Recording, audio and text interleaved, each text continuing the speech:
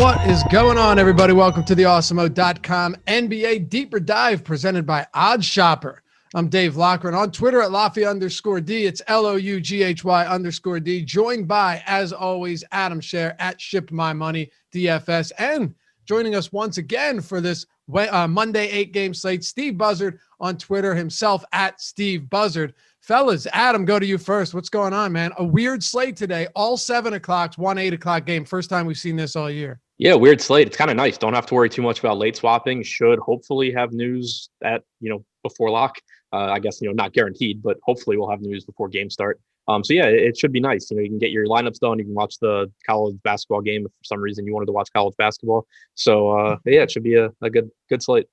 Yeah, Steve, I said on the strategy show this morning that this is one of the few days where if you wanted to not be stuck by your computer waiting for late news after it locks at 7, you can actually do that. After 8 o'clock, you're free. Yeah, it sounds great. I hadn't thought about the fact that the college basketball might have been the main driver for why they did that, but yeah, that makes a lot of sense.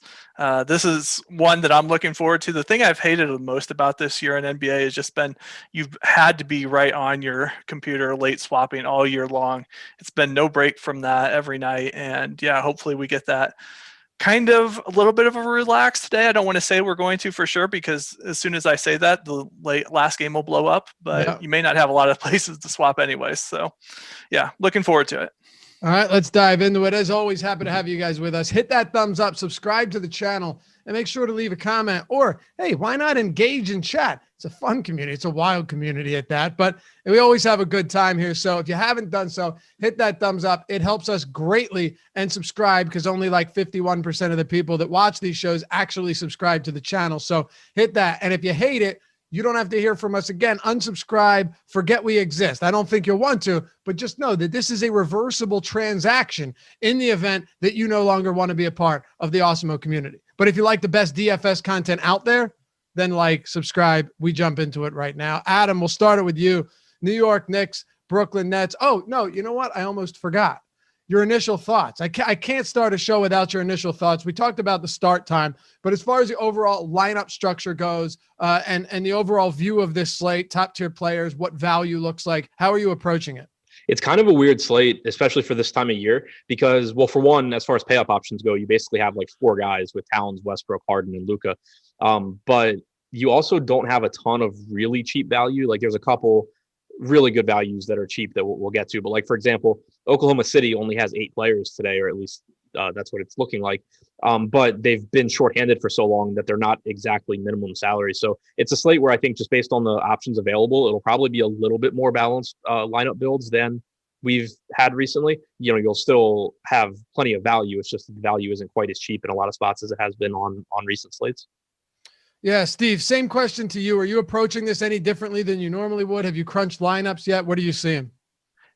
Yeah, I did crunch some lineups just right before the show just to kind of see where things were sorting out. And I think it's the same where I'm getting a pretty decent stars and scrubs mix, but the stars are kind of good prices and there isn't a ton of them. So I think that's a pretty good way to go. And I think there's some pretty good spots from a pay down option like Jordan McLaughlin, for instance, that we'll talk about, that really lets you kind of open up some situations. All right. So Gene B. Kim starting us off nice, little super chat here, says Steve is the Matt Affleck of DFS, the only Mariners fan. I don't know what that means, but who's Matt Affleck? I didn't know there was a Matt. I knew there was Ben and Casey. Yeah. I'm a big Casey Affleck fan, gotta say. Pretty solid actor. No? Yeah, he's good in Good Will Hunting. That's Ben Affleck. And Casey. Is Casey in it? Casey plays Ben's brother. No, I haven't watched it in a long time. Or their friend. I don't know if they're brothers. I think they're brothers. What about The Town? I didn't realize that. The Town is a fantastic movie. Yeah, that's a good movie. Yeah, it's not Good Will Hunting, but it's good. Sure, but Jeremy Renner, just a phenomenal movie. You haven't seen that yet. Anyway, Gene, thanks for the super chat. Gene took down Gene said he's a poker player. You guys should know that. But Adam, you should know that apparently. Matt Affleck? Doesn't sound familiar to me. I don't know. Gene took down another tournament the other, it was like another $8,000. So I'm not really even a Mariners fan. What I've tried to do is I've been trying to make my way to basically all the baseball stadiums, and I've made it to, I think, 24 of them so far. And when I go to each of the different stadiums, I get some type of souvenir. So I kind of grabbed my Mariners hat this time around and just thought I would throw it out there.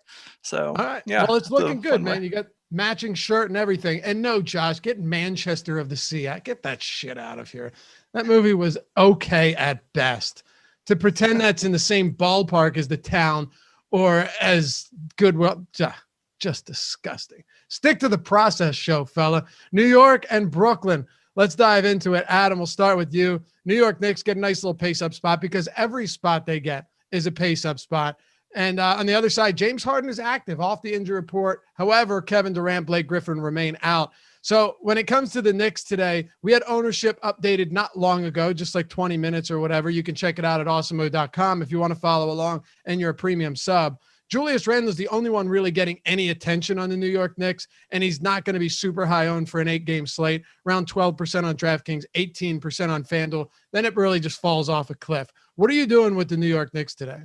Yeah, I mean, I think the ownership pretty much sums it up. Like, there's not a whole lot to see here. I don't think Julius Randle, I think, is obviously fine. Like, there's nobody's going to tell you not to play Julius Randle. He's second in the NBA over the last month in minutes per game, 38 minutes per game, sitting just behind James Harden. But I think more of a luxury than a necessity on this slate, just because you do have some similarly priced guys that are a little bit more expensive, but produce at a higher rate than Randle. His rates do go down slightly when he plays with Derrick Rose and Elfrid Payton as well. You know, again, not to a point that makes him a bad play, but to a point where it's about as unproductive as he possibly can project to be. So I think Randall's fine. I think he's the top option from the Knicks, but I don't think he really stands out in the context of the slate. There's also a pretty good amount of power forward options that you can look to as well. And, you know, RJ Barrett, Derrick Rose, those guys would be, I think, the next pieces I look to from the Knicks, but there's just enough options on the slate that they don't really stand out, I don't think. Are you on board with anything from the Knicks, Steve? Yeah, no, I think that's a pretty good summary of how I feel. I'm pretty much getting basically nothing of the Knicks on the DK side, especially. Again, I agree also that you can take a chance with Randle. He's going to make sense to go with anytime you can play him. But on FanDuel, Randle looks really good. He is priced at $9,000. That's a pretty good price. His ownership is pretty solid as well at 15%. And for whatever reason, I don't know what it is, but on FanDuel, the power forwards and small forwards in particular, they always seem like guys that I want to pay up for on FanDuel. And today's no difference, where Randle makes a lot of sense there.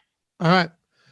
By the way, you want a decent Casey Affleck movie? Not fantastic, but good. 999. Check 999 out. Pretty solid movie. Go watch it. Let me know what you think. Steve, let me stick with you here with Brooklyn. James Harden is back, which means he'll be playing alongside Kyrie Irving. Josh and I talked about it today. There's like 180 minutes or so that all three of Durant, Irving, and Harden have played together this season. So we'll get two of the three back today. Does that put them in play for you, or are we looking at price points that might be slightly out of reach? Yeah, it's really interesting, the Nets having so few minutes with those guys, and we'll see what they can do if they can just turn it on when it comes playoff time, or if they end up getting a little bit of a run together before the playoffs start. But with such a good team, it'll be kind of disappointing if we never get to really see them to their full extent, and they kind of fizzle out a little bit in the playoffs. But in regards to the team itself and from a DFS perspective, I think Kyrie is okay from a play. I think his price is up a little bit higher than what you would have wanted. The sites, I think, were a little bit thinking that Harden might miss, or at least pricing it preemptively that he had a good chance to miss.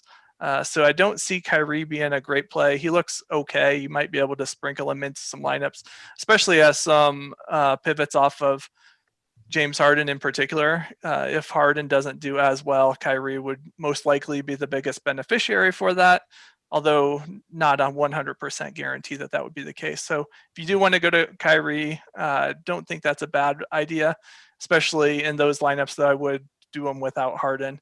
Harden himself continues to be pretty good. He seems to be the ball dominant player when Kyrie is out and when Kyrie is in as well. So I don't have a problem with going with Harden at all. He would probably be my favorite play. And pretty much all the rest of the guys on the Nets, nobody else really looks super appealing to me. Adam, are you on a different page? Or you share the same sentiment here? Yeah, same page for me. I mean, it's an unappealing matchup against the Knicks. They're an efficient defense. They play at a slow pace, but Harden is still the guy that runs the offense when Kyrie is there. Obviously, you would prefer Irving be out if you're going to roster Harden, but you've still seen overall in the games he's played without Durant and with Kyrie about 1.55 DraftKings points per minute. If you look at the more recent games over his last 10 or so, similar production, but the usage percentage has increased a little bit as they kind of have gotten more familiar with each other, and Harden's taken on more of a little bit bigger role than when he first came over. And as I mentioned, when we talked about Julius Randle, he has played the most minutes per game over the last month with 38.1 as well. So I think Harden is fine. I think that as far as being a priority on the slate, a lot of that will depend on the Bradley Beal news from the Wizards game, because Harden is priced similarly to Westbrook. He's a little bit cheaper, a couple $100 cheaper on DraftKings, a few $100 more expensive on FanDuel. If Beal is in, you get similar per minute averages from Westbrook and from Harden. But if Beal is out, Westbrook just blows Harden out of the water when you're talking about Kyrie being in. All right. Anything else for this one, Adam? No. Aldridge, I guess maybe people will ask about, because he has been playing pretty decent minutes and playing pretty well, but I think it's really, really difficult to get to him at center on this particular slate, because there's one stud pay-up option, there's one clear-cut value, and then there's a pretty strong middle range if you're looking for contrarian plays. So Aldridge doesn't really look that appealing on this particular slate, I don't think. All right, then let's move it to Utah and Dallas. I'll stick with you for a minute here, Adam. Not necessarily sure we'll have a ton to talk about with Utah. The Jazz on the road are favored by 5 points, 223 total here. Looking at a pretty healthy team heading into Dallas. Are you looking at anybody from the Utah Jazz that sticks out on this slate, where we've got, I think, you went over it earlier in the show. We have a handful of top tier options. Donovan Mitchell, however, on DraftKings is up to $9,100. It seems that he's getting a bit pricey, but especially with Dallas playing at a relatively slow pace, is Utah one of your top target teams today, or not at all? No, I think it's really tough to get to anything here. The best salary I think that I see is Rudy Gobert at 7,900 on DraftKings and 8,100 on FanDuel. I think you could see him play a couple more minutes tonight. I mean, one, obviously, if the game's close, because his season average minutes, are down a little bit because of blowouts. But you could also see him get a few more minutes just to try and protect the rim with Luka out there. The problem is just, kind of what I mentioned a minute ago, talking about Aldridge. The center position tonight is just, I think, really clear cut with Karl Anthony Towns at the top, Isaiah Stewart at the bottom on DraftKings, on FanDuel as a power forward. But you kind of have these two just standout options at each end of the spectrum. So it makes it so the mid-range is not really going to show up in optimal type lineups, and it's going to make it more of a contrarian play. So if you are looking to go that route and pass up one of Towns or Stewart for whatever reason, I think Gobert does at least give you a high enough ceiling that it's a viable option. But it's still, I don't think a top center option. Yeah, Steve, right now, if you're just taking a look at aggregate ownership on Utah, it is extraordinarily low outside of a little bit of attention going to Rudy Gobert on DraftKings and FanDuel. That's really it. That's all we're looking at right now. Do you think it should be that way, or is there something that might jump off of you at maybe someone that's a little bit on their own? Yeah, I think it's pretty much is reflected appropriately, and I might even say that they're getting a little bit too much ownership. Okay. The bright thing for sure, I agree.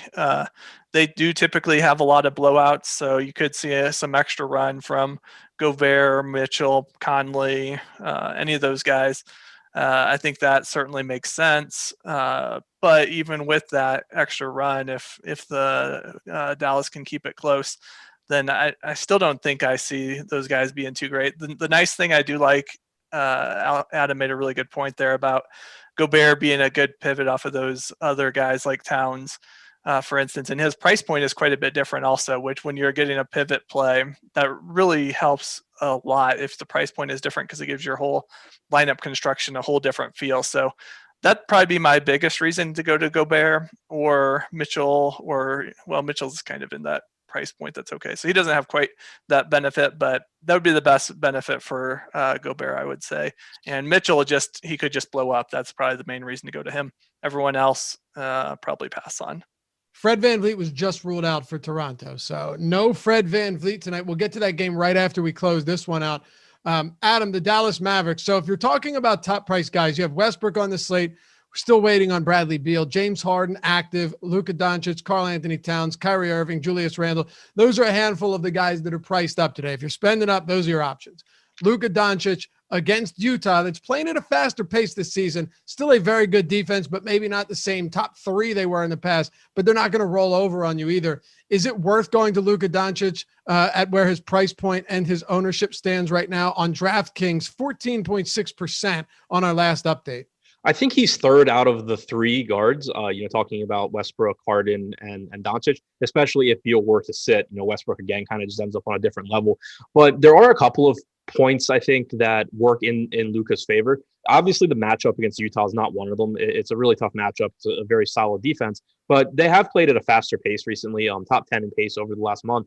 But I think that on FanDuel, it's worth pointing out that Luka's only 10,300. So you're actually getting a pretty decent price gap between him and Russell Westbrook at point guard. And then also, even though Harden's a shooting guard, you're still getting a nice, over $1,000 price difference there.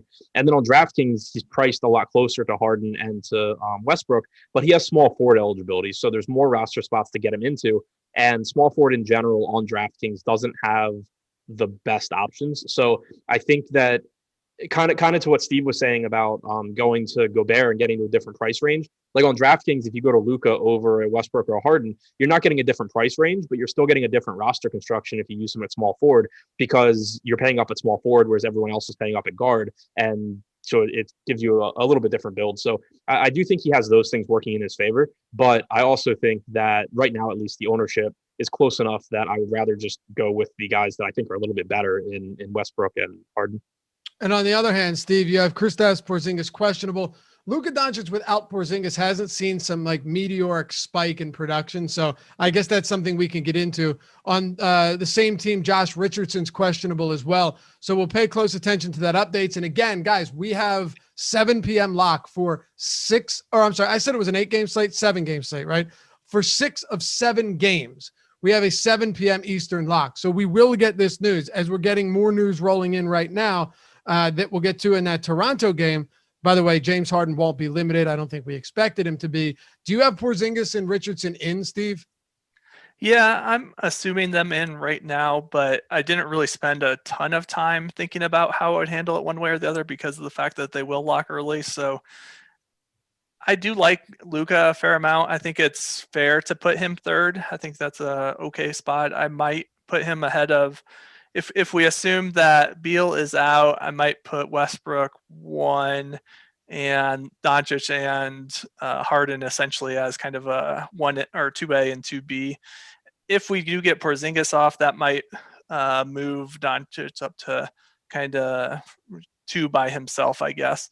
So I think that is perfectly a fine option to be able to go to him, and him qualifying at small forward is certainly another good benefit. That's what was drawing him up, I think, a little bit in the ownerships that I ran here just right beforehand. So I think that would be a good place for him to be. He also might get a little extra run in the game against Utah. I think that they're certainly wanting to show that they can hang with Utah, who's been kind of the class of the West, even though, they're not really getting that reputation come playoff time. Everyone doesn't think that they're going to win. So Utah also wants to kind of show that they, what they can do as well. So I think this should be a really good game. I think Luka is going to kind of, bring his best game, and I don't have a problem getting with him. For Porzingis, if he does play, I think he's an okay kind of, let's get him into our lineups. Not someone that I'm super in love with. His price point is fair, and his ownership looks kind of fair as well. So I don't think that I'm going to go out of my way to get to him. But those are the main guys I'm looking to. Let's see who else might be of interest. Looks like if Josh Richardson plays, I think he's fine as well. But he's not someone that is going to be I'm going to be over the top on. Adam, you have anything else from Dallas pending Porzingis and Richardson news? Yeah, I mean, like Steve said, with it being an early game, I haven't worried too much about it. But, obviously last game with Maxey and with Porzingis out, you got Boban getting the start.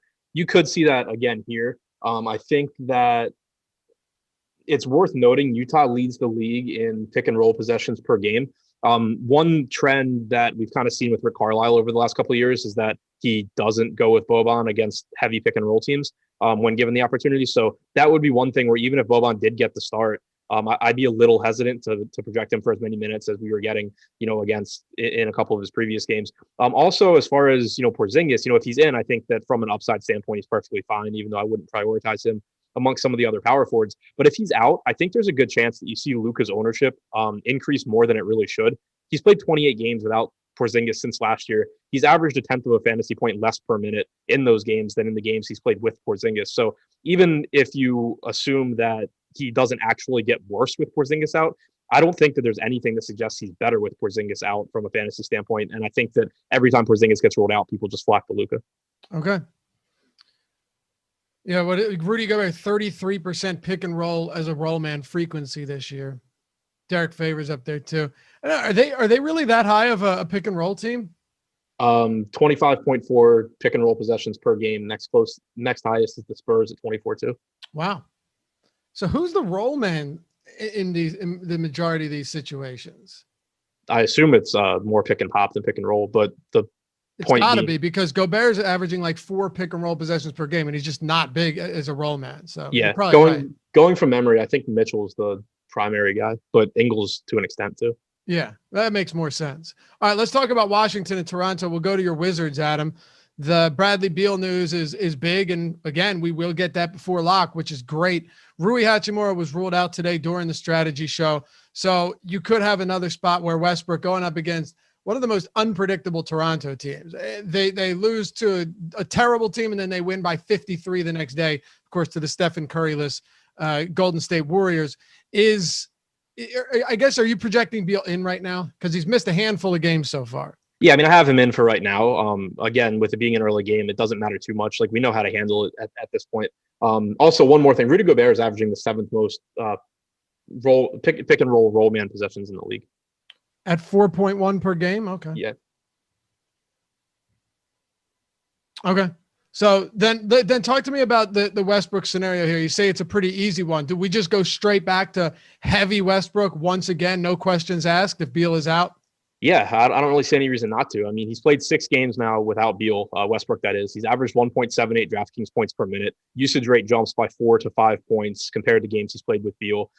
Rates, go up across the board. He's averaging a triple-double either way, with or without Beal. But in the games without Beal, he's averaging like 27 points, 12 rebounds, 12 assists, compared to 20, 10, and 10 when Beal's in. So clearly you're seeing, more production, which isn't surprising at all. I do think maybe you see the assists drop off a little bit in this particular game because Rui is out as well. The Wizards are kind of just running out of people that can score the ball when Westbrook passes it to them, but that's still not that much of a concern, from a DFS standpoint. He's still going to get enough assists to be good. He's still going to score a ton. He's still going to rebound a lot.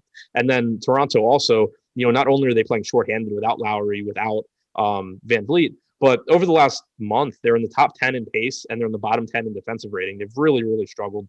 They've just been an overall bad team over that stretch. So I think that even though, no matter what version of Toronto you're talking about, Westbrook would be a top option. I think it's important to note this team isn't even playing like the Raptors of, a year or two ago that was actually a tough matchup for DFS.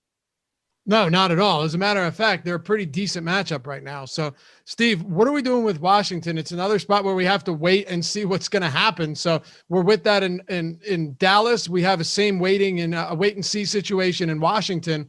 I guess there's not a whole lot to say outside of what we'll do if Beal is in or out. Yeah, if we get Beal out, then I think I agree. Westbrook, you pretty much go right back to. I think he's a really good play, probably already, like we said, number one of the plays from a value perspective for the high pay up options, anyways, even without Beal because of Rui being out. So I think that makes a lot of sense to continue to look his way. If Beal does get out, though, it's kind of maybe not quite like a lock him in, but he just makes him that much better than the other options. And I would definitely go pretty heavily towards him. Don't be too worried about getting the chalk. He will be a little bit chalky. Right now, his ownership isn't that high, actually. It's pretty much looks like it's pretty consistent with a little bit higher than Luka, I guess, and Harden, but not high enough that it's worth worrying about too much.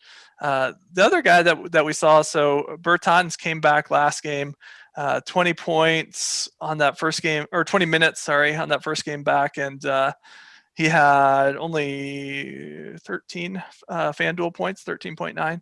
So not a great showing, but with Rui out and another game under his belt, as well as potentially Beal out, I think he could be interesting upside. We have him projected right now for almost 26 minutes, it looks like. And if he continues to see that bump up in minutes, I think he certainly could be in play. They should be able to score a fair amount of points in this game. So I think that's a pretty interesting way to go. The other guy that we're given a little bit of a additional bump up to on his minutes here this game is Hutchinson as a kind of a bare minimum guy. He might be something that nobody's really going on to, and I think that his minutes the last few games have kind of been trending up a little bit with Beal out, and I think that he could get some additional bump up even more so with Beal out and with Rui also already out. So I think that's a little bit of a maybe under the radar play, not someone that I'm going to in all of my lineups by any means, but I think that is certainly a kind of, like I said, kind of just a quiet way to go and get you a little bit different from some of these other cheap options. Adam, Scott Brooks gave Bertans 4 rotations last game, 1 in each quarter. Each one was pretty short in his return.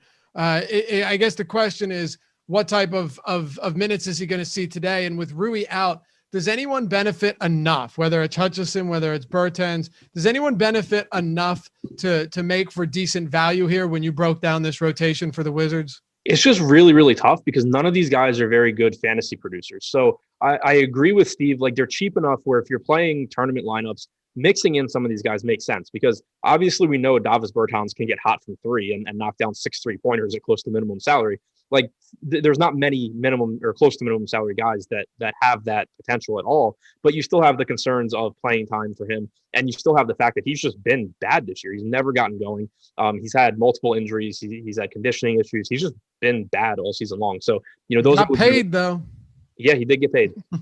Those are legitimate concerns for him. Chandler Hutchison, certainly could get, he played about 20 minutes last game. He certainly could get more. I mean, we know Brooks will go with a bit of a hot hand situation here. One guy and I think it's worth mentioning, Denny Avdia played about 40 minutes last game. He's 4,300 on FanDuel, but he's 4,800 on DraftKings. Just still really, really tough for him to pay off those salaries, I think, even if he played the entire game. One spot that I am interested in, though, is Raul Neto is 3,800 on DraftKings. He played about 31 minutes last game, and he's easily the most productive player out of these guys. He averages over 0.8 fantasy points per minute. He can be in the closing lineup. Like, they could very easily close with a lineup of Westbrook and Neto alongside each other, and then going with, Avdia, Bertans, Lopez, or Matthews, Bertans, Matthews, Avdia. It doesn't matter. 2 of the wings, a center, Westbrook and Neto could very easily be the closing lineup here. Okay. Porzingis is now doubtful to play. Josh Richardson is now probable. So we're starting to get this news rolling in, which is pretty helpful. And we flipped the page to the Toronto Raptors, Adam, which means that with Fred VanVleet out, absolute colossal disaster he was the other night, and then he got hurt. I know you and I were tilting that. It was brutal. But anyway, Malachi Flynn starting. This is going to be a ultra popular spot here. He played 31 minutes in that loss to Golden State, much of that blowout run, but of course subbed in for VanVleet when he got hurt early in the third quarter and had a pretty solid game, put up north of a fantasy point per minute. Now he's going up against the fastest paced team in the league that has a bottom 5 defense. It's hard to make any argument against him unless you have one that I haven't heard yet. No, I mean, he's close to minimum salary. He's playing the Wizards. The only negative thing I think you could say is that for the season, he's only averaged 0.63 DraftKings points per minute. I'd care a lot more about that if he were 4,500 instead of 3,500 though. I mean, if you assume he's going to play 30 or 32 minutes or something like that here, because there is no Lowry, there is no VanVleet. He's playing how badly, I'm probably going to regret asking the question, but how badly can he hurt you at 3,500 if he does get 30 minutes against the Wizards? Right. Yeah, lock in the 5 fantasy points, Steve. Yeah. but here we are. It's just really difficult not to go there, especially given that Nick Nurse runs a pretty shortened rotation to begin with. So if this game stays close, I wouldn't be surprised if only 6 or if 8 players, 3 players leave the bench, 8 players in total are on the floor at any point for the Toronto Raptors, which could lock him in for another 30 minutes or more at almost minimum salary. Yeah, and it's not just Lowry and VanVleet that are out. Rodney Hood is out. Paul Watson is out. Right. McCall is still out. they're very, very short in the backcourt in particular. Rinpack says Laffy ripping on the Raptors should be a segment when they play. It's priceless. They just lost me so much money live betting them the past couple of weeks that I can't let it go. But Steve, that doesn't matter today. From a DFS standpoint, I'm willing to let bygones be bygones, and from a betting standpoint, but given it's the deeper dive, we've got more important things to touch on. Are you going to Flynn heavily? Are you going to Siakam? What are you doing with the Raptors today in such a great spot? Yeah, I don't think I have too much more to add on Flynn. I think he's going to be a good play. Pretty much as safe as you can get. No one is safe in NBA DFS these days, not like they used to be, but I think you can feel free to go there. Siakam, I think, will be super interesting and pretty darn popular as well. He makes 8,500 on DraftKings, 8,700 on FanDuel.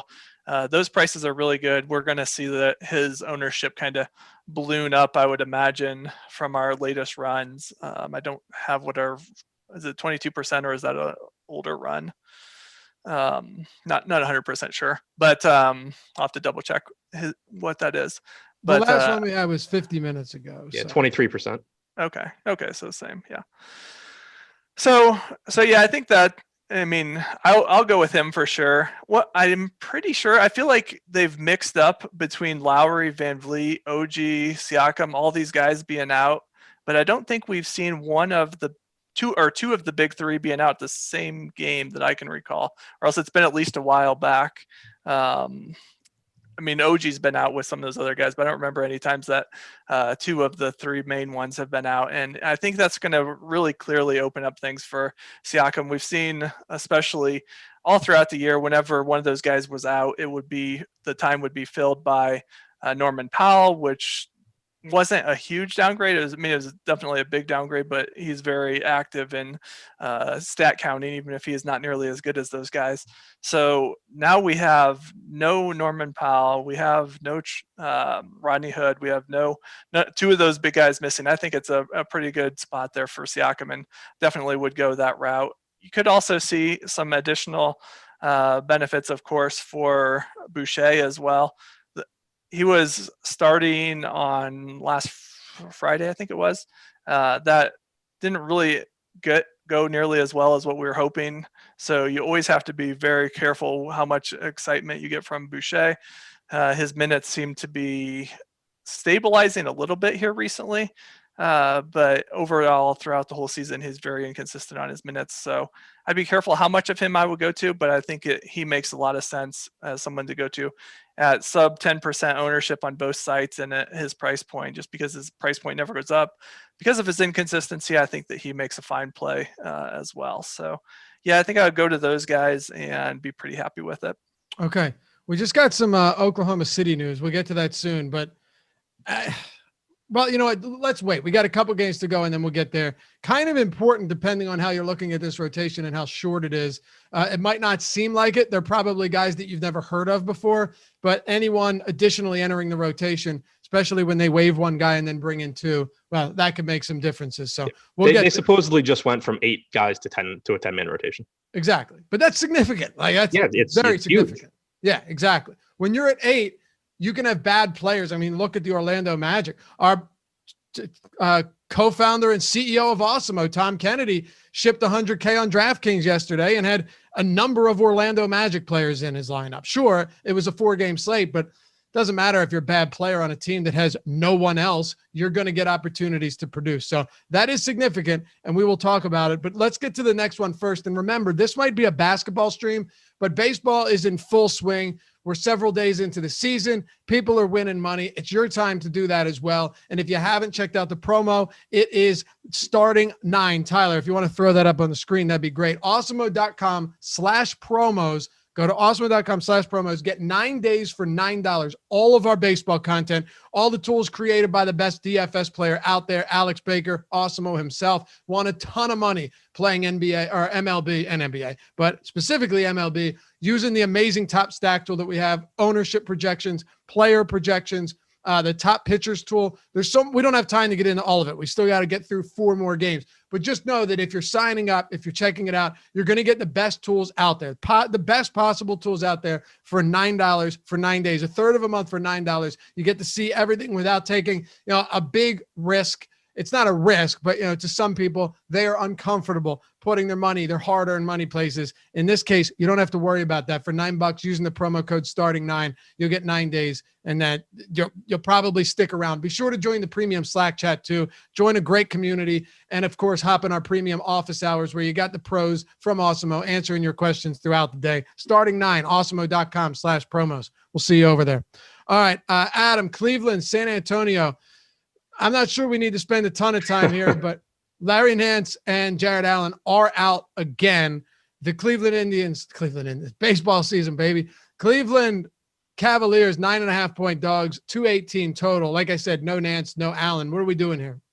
Yeah. I don't think it's a super appealing game. I do think there's a couple of spots you can look for value. Taurean Prince played 32 minutes last game. He's 3,800 on DraftKings now.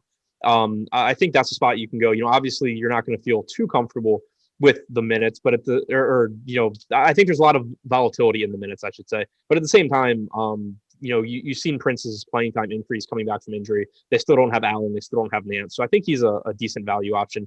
And then I think $4,600 for Kevin Love on FanDuel is kind of interesting. He played 23 minutes last game. You've seen his playing time increase, a little bit. And I don't expect that he gets more than like 24 or 25 minutes here. And so I still think it's tough to trust him. But at the same time, he's averaged almost 1.3 fantasy points per minute going back to last year when he's played without Drummond, Allen, Nance, or Tristan Thompson. So, I think he'll be productive. I assume his ownership will be pretty low. If it's not, then I'm really not interested. But those two guys, I think, are the most appealing to me from the Cleveland side. Okay. Yeah. And Steve, look, if this is a game we don't have a lot on, feel free to breeze through it so we can get to some of these wilder ones like Detroit OKC. Yep. I agree pretty much. I think Taurean Prince, Love, I agree with both of those. Prince, we might not get nearly as much on since we ended up with some more value kind of popping up. So he might be a little bit less friendly as the night goes on. Then the only other guy I want to mention a little bit is Dean Wade. I think he's had 31, 38, 34, and 31 minutes his last few games. If he's starting again, which I would pretty much expect, he started the last 3 in a row. I think he makes a pretty good spot and pretty consistent minutes. He's not a big flashy scorer or a big name, and his price has kind of come up a little bit, but I think you can certainly go to him, especially on FanDuel. Maybe his price is a little bit too high on DraftKings, but for his ownership, I think he looks okay too. We were asked to spend more time on Kevin Love, and as that question came in, we got word that he'll remain on a minutes limit. So I don't know, 23, 24 minutes today, 5,700.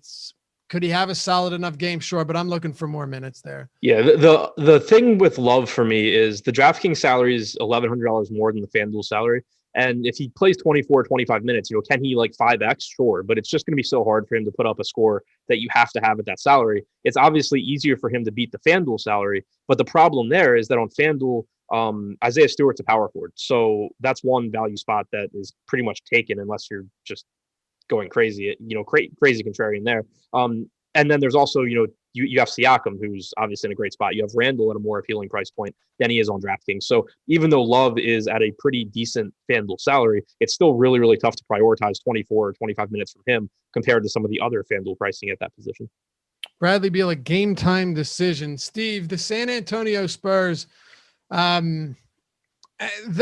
there's some fine options on here that have been productive. I think they kind of fly under the radar sometimes, but is San Antonio one of the teams that you find yourself getting to with any relative frequency today? Or is there just so much value and so much of a stars and scrubs type build that it might be difficult to get there? You tell me.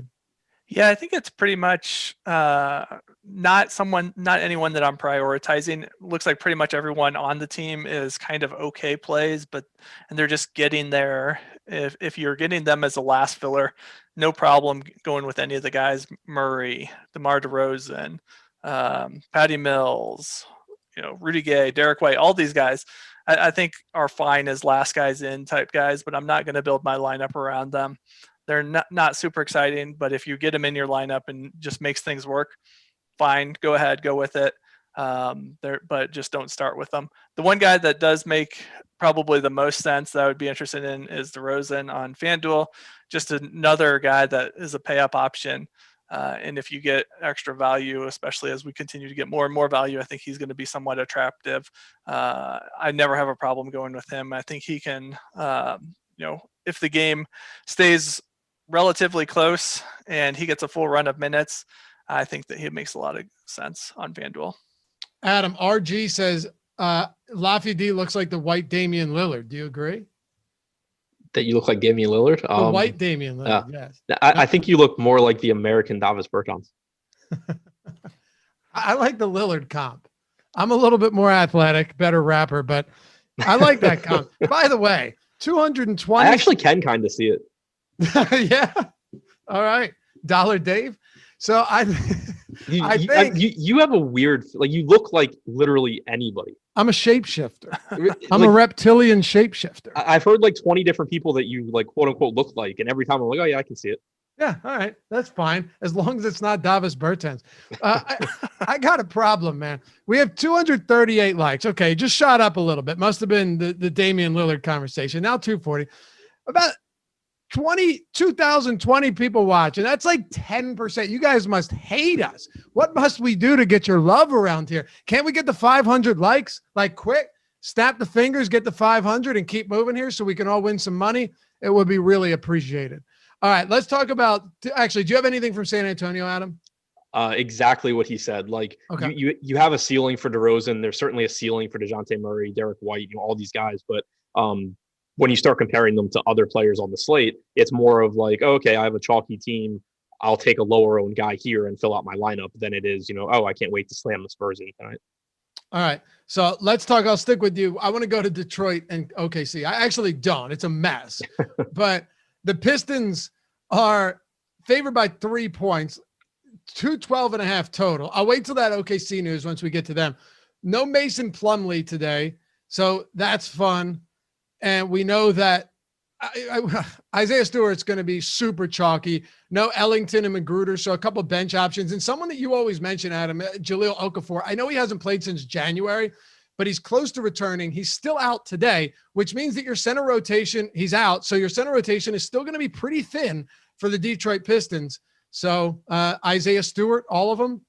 Yeah, I don't really know how to get away from it. Like, he's a power forward on FanDuel, so you can still roster another guy along with him, and he's only 3,700. You can roster 2 centers on DraftKings. He's 4K. So, I don't know how you kind of don't have a lot of him. I don't know how you wouldn't play him in cash.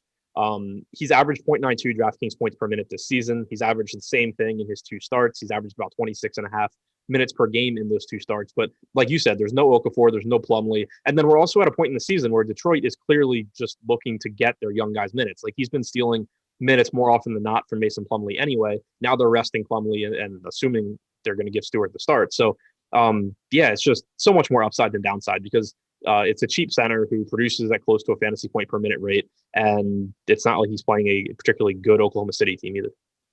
What about you, Steve? Talking about Isaiah Stewart and kind of breaking down this entire OKC squad. It gets ugly quick, but it definitely opens things up. So I see here, Laffy looks like Taco Fall. That's a different one. All right. Well, I'm afraid to say I don't see that. I'll take Dame Lillard all day. Get that Taco Fall out of here. What are you doing with, I'm changing the subject as quickly as possible. Yes. All right. So I think I agree a lot with what Adam was saying there in regards to Stewart. It definitely makes a lot of sense. The biggest concern I have on DraftKings is just that he's the highest owned player that we have projected right now. And if I take a step back and just think about, things aren't likely to go wrong with Stewart. I think he makes a lot of sense. But if his ownership stays that high and we don't have any reshuffling with other guys because of the late news, I have a hard time getting way over the field on him. He's not like one of these cheap guys that is a slam dunk. Okay, I got to jam him into 90% of my lineups because he's just no way that he fails. I feel like he's a guy that you want to kind of go kind of with the field or potentially a little bit under the field, at least as of right now. I don't see why it makes sense that he has to be that jam in type of guy today. On FanDuel, I do like the option that you can go to him at power forward, and I don't love a lot of the other power forward options. So over there, I think he makes a lot more sense. And so from that standpoint, same thing with Jeremy Grant on FanDuel. He's a really good play. I think he can at that price point and at the forward position, I think you can kind of jam him in a little bit more there, but not quite as good on DraftKings as well. So other guy that kind of makes a lot of sense, I think, at his price point is Josh Jackson, and he is actually a guy that you could potentially use as a pivot point from Stewart. Their price points are close enough that they, it's not 100% clean type pivot, but it is the same team pivot. So I think that he's a guy that I might not mind going to from that standpoint. All right, Adam, OKC. So we got news, and I just lost it. But maybe if you have it pulled up, go ahead, because I actually forget the names of the two players. I know one's Justin Robinson. I don't remember who the other one is. Yeah, Justin Robinson, and someone who doesn't matter in terms of who he is, but matters in terms of the fact that he'll be there. So Justin Robinson and Jalen Horde, oh, God, I love him, are expected to be available and to get rotation minutes today, bumping their total rotation or their total roster from 8 to 10 after they alleviated or removed Justin Jackson, and Kristaps Porzingis is out. So, but yeah, relieved the other Jackson from his duties today and cut him. So what do we do with the Thunder now that they're just another huge mess? Yeah. So another reason that's so important is if we believe them that those guys are going to play, and since they specifically said they were going to play, I have to kind of assume that they will. Most of the OKC guys are priced up enough to where they were kind of getting over the value was kind of dependent on them playing a ton of minutes. So adding two more guys to the rotation makes them a little bit riskier. I do still think that they're decent options though. Like Teo Maledon has averaged just shy of a fantasy point per minute without Horford or Gilgeous-Alexander on the floor this year. I still assume he's going to play like 32 to 34 minutes. He should still be fine. Bogachevsky is really interesting to me because he's been sort of the victim of their big lineups recently. He's been getting a lot of minutes at the three alongside Roby and Brown. But this year, if you look at the minutes he's played alongside Roby and Brown or alongside Roby and Horford, he's averaged about 0.78 DraftKings points per minute. If you look at time he's played at the four alongside just one of Horford or Brown, he's averaged like 0.91 to 0.98 DraftKings points per minute, depending on which guy it is. So you see a pretty sizable bump for him when he's getting minutes at the four, as he should tonight. I still think he's a decent option. Tony Bradley on DraftKings, I think, is a reasonable pivot if you were looking to get away from Isaiah Stewart. Bradley potentially someone you could go to, but he is someone that I think is negatively affected by the fact that they have two more bodies, because he's most likely just going to play backup center minutes to Moses Brown and get around 20 minutes.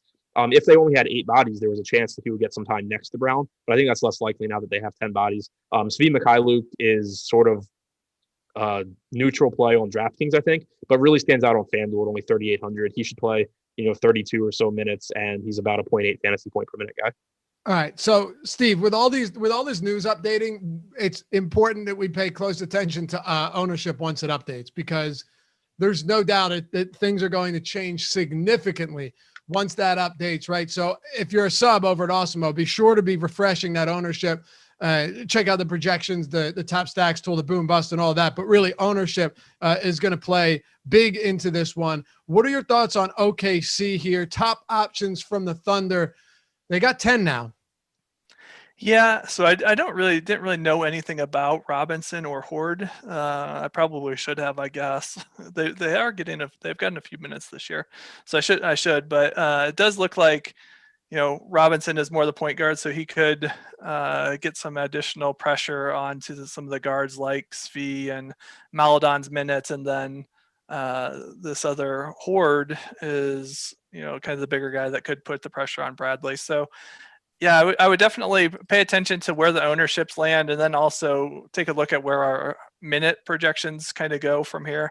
I don't know these guys enough to really have a good sense of whose minutes they're going to take for sure, but Oklahoma City doesn't look nearly as impressive to me as they did before, because I do have a feeling that these guys are going to at least take up probably 20-ish minutes, I would say.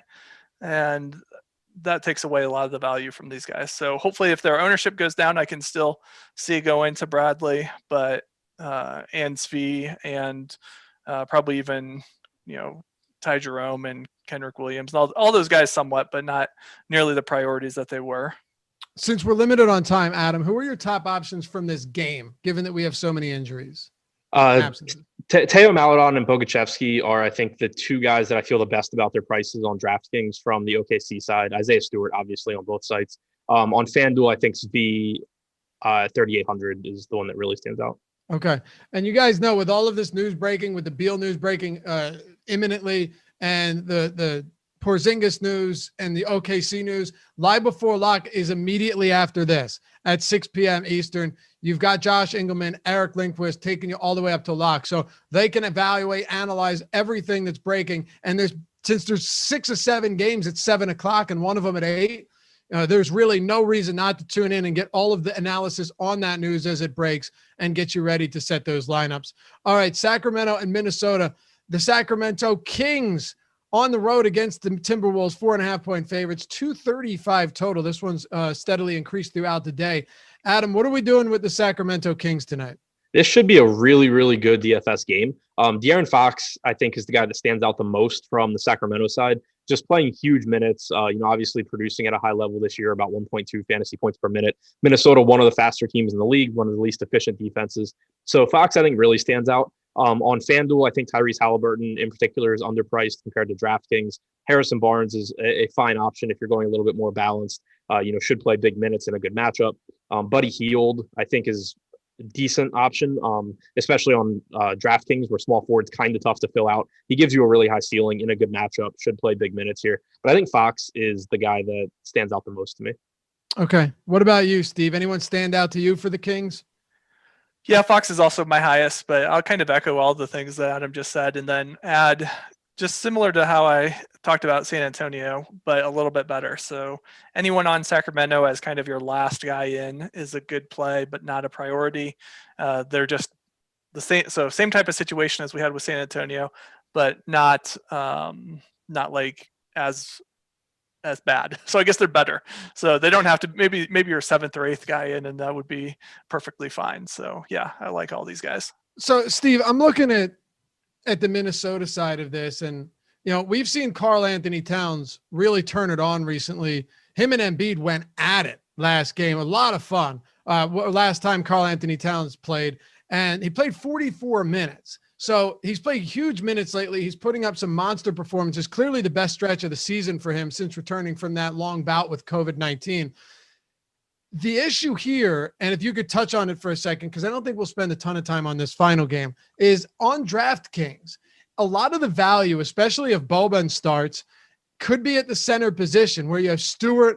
It looks like Tony Bradley's going to get a decent amount of ownership. Could be Boban as well, but also Karl Anthony Towns. So Towns' ownership is still up there quite significantly, 3rd highest projected owned player. It just means that if you're playing him, you're going to have to take one of those center options, those value center options, off the table because you can't play all 3. None of them have power forward eligibility on DraftKings, whereas FanDuel, you at least can play one of them at power forward.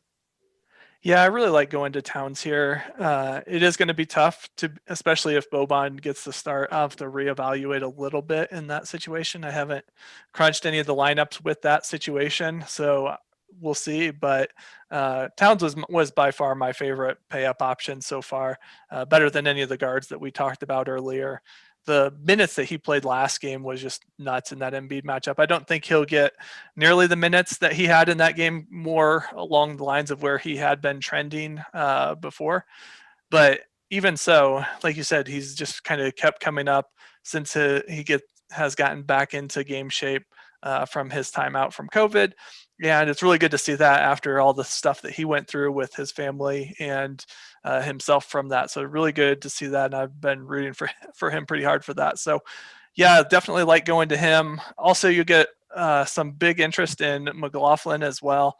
So with Rubio missing the last 2 games, McLaughlin's really picked up a lot of minutes, and his production has been okay in that time frame. I think, though, he'll just continue to do really well from a minute standpoint, and with that, the production is bound to come as well. So he's probably one of my favorite pay down options as well. So you got two really great plays here, and hopefully this game stays close, because I'm guessing I'm going to have a lot of those guys. And you can also just really even jam in a lot of other guys on the team as well. Edwards, even Okogie is fine. And I think these are all good plays, and I would be pretty interested in this game. All right. Running up against it a little bit here, Adam, but I just not in agreement if you think we don't need to spend a ton of time on Houston and Phoenix. Okay. So then take your time on Minnesota. And similar question to you with Towns. Does it make it a little bit more difficult to get to him with the fact that a lot of center value is surfacing? I don't really think so. I mean, I think Towns, like if Beal's out, I think Towns is the second best pay up option on the slate behind Westbrook. So you're going to have a lot of Westbrook Towns lineups, I would assume, with all. Yeah, I would assume so. I mean, why not, right? Yeah, it's a great matchup against the Kings. The playing time has been great. Like, he played 44 minutes last game, but the game before that, he played 34 minutes, lost the final 4 to garbage time. The game before that, he played 40 against the Knicks. So he's been playing huge minutes. We got word that Russell's coming off the bench and will be severely limited, so that shouldn't really cut into his rates. No Rubio, no Beasley. The rate should still be great for Towns. But also, one thing that we've seen over the last few games is a couple of weeks ago, Minnesota had said they wanted to play Naz Reid alongside Towns more, and then they never really did it. Going back to that Knicks game, though, they've been doing it. These two, Towns and Reid, have averaged 58 minutes per game. And I think what you're seeing is not only is Naz Reid benefiting from that and getting more playing time, but I think Towns is getting more playing time as well, because they want Reid to get X amount of minutes, and now all of those minutes don't have to come behind Towns. So you're seeing his playing time increase. So I really like Towns. I like McLaughlin. I do think Russell coming back is a negative for him, but I still think he's a good enough play. Like, he probably plays 30 to 32 minutes here and it's fine. Edwards, I think, is a high upside option, especially if you can use him at small forward. And as I mentioned, Naz Reid, 3,300 on DraftKings with power forward eligibility. I think that's one way that you can pay up for Towns, use a value spot at power forward instead of center. He's obviously risky, but this is a guy that's averaged almost 1.2 DraftKings points per minute this season, and most likely is going to play like 17 or 18 minutes here in a good matchup against the Kings. All right. Nice and concise. I love it. One game to go. We are absolutely up against it, about to turn it over to Live Before Lock. So I will one more time unabashedly say, well, you got us to 526. Get us to 600 likes. Appreciate that, guys. That was straight up. Love it. So, Steve, we got to do this quick. Phoenix and Houston, go. Yeah, I don't really see anyone that stands out to me too much on Phoenix. If you're getting to kind of another last guy in type of guy, you can do that for a couple of their starters, but nothing that I'm going to go out of my way on to. So I think it's a good thing that we weren't really playing a lot of time there. From the Houston side, if you wanted to go with Olynyk, I think that makes a lot of sense. He's had some minutes picking up here recently since coming over to Houston, and Houston's just so bad that they need his minutes. So I think that he makes a lot of sense. But outside of that, I don't really see anyone else on Houston either. All right. What about you, Adam? You Olynyk could make some sense. He started the second half in place of Daniel House last night. House is out tonight, so you could see some more minutes there.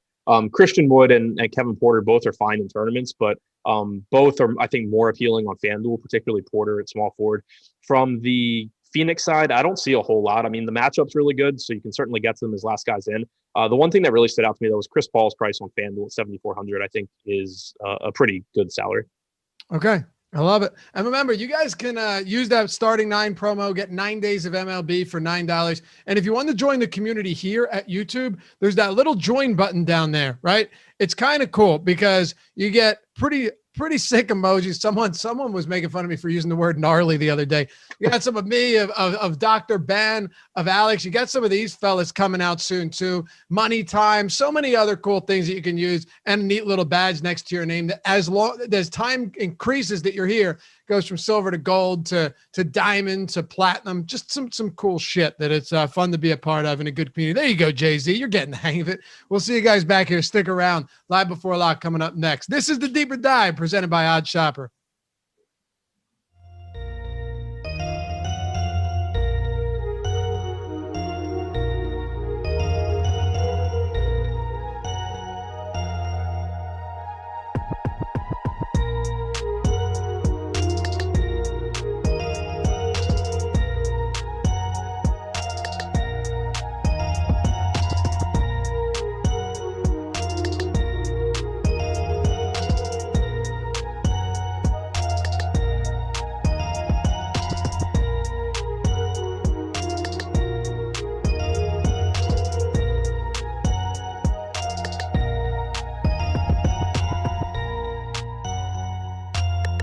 Well, he was really good, right? He I was. mean, like, I don't mean Atlanta. He was great.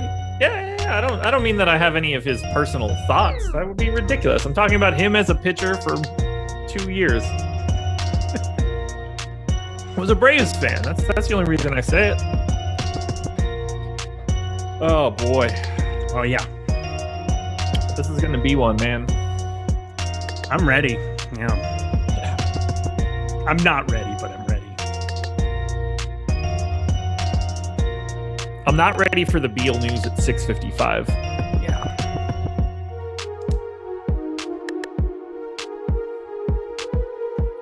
And we are live. Welcome to NBA Live Before Lock. It is Monday, April 5th.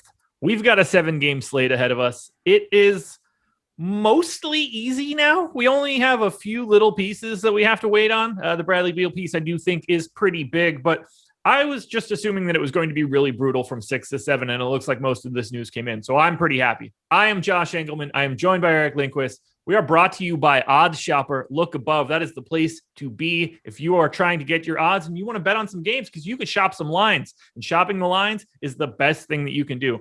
Don't think you're some amazing handicapper. Just get the best lines. That'll be your best bet. Anyway, we'll talk about OddsShopper later. Eric, what's going on, man? Not much. It's been a while. I feel like we were in that Sunday routine, and then you started crushing it on the process in the mornings. You wake up at 4 a.m. now. You get the grind going. It's been awesome. So definitely check that out in the mornings.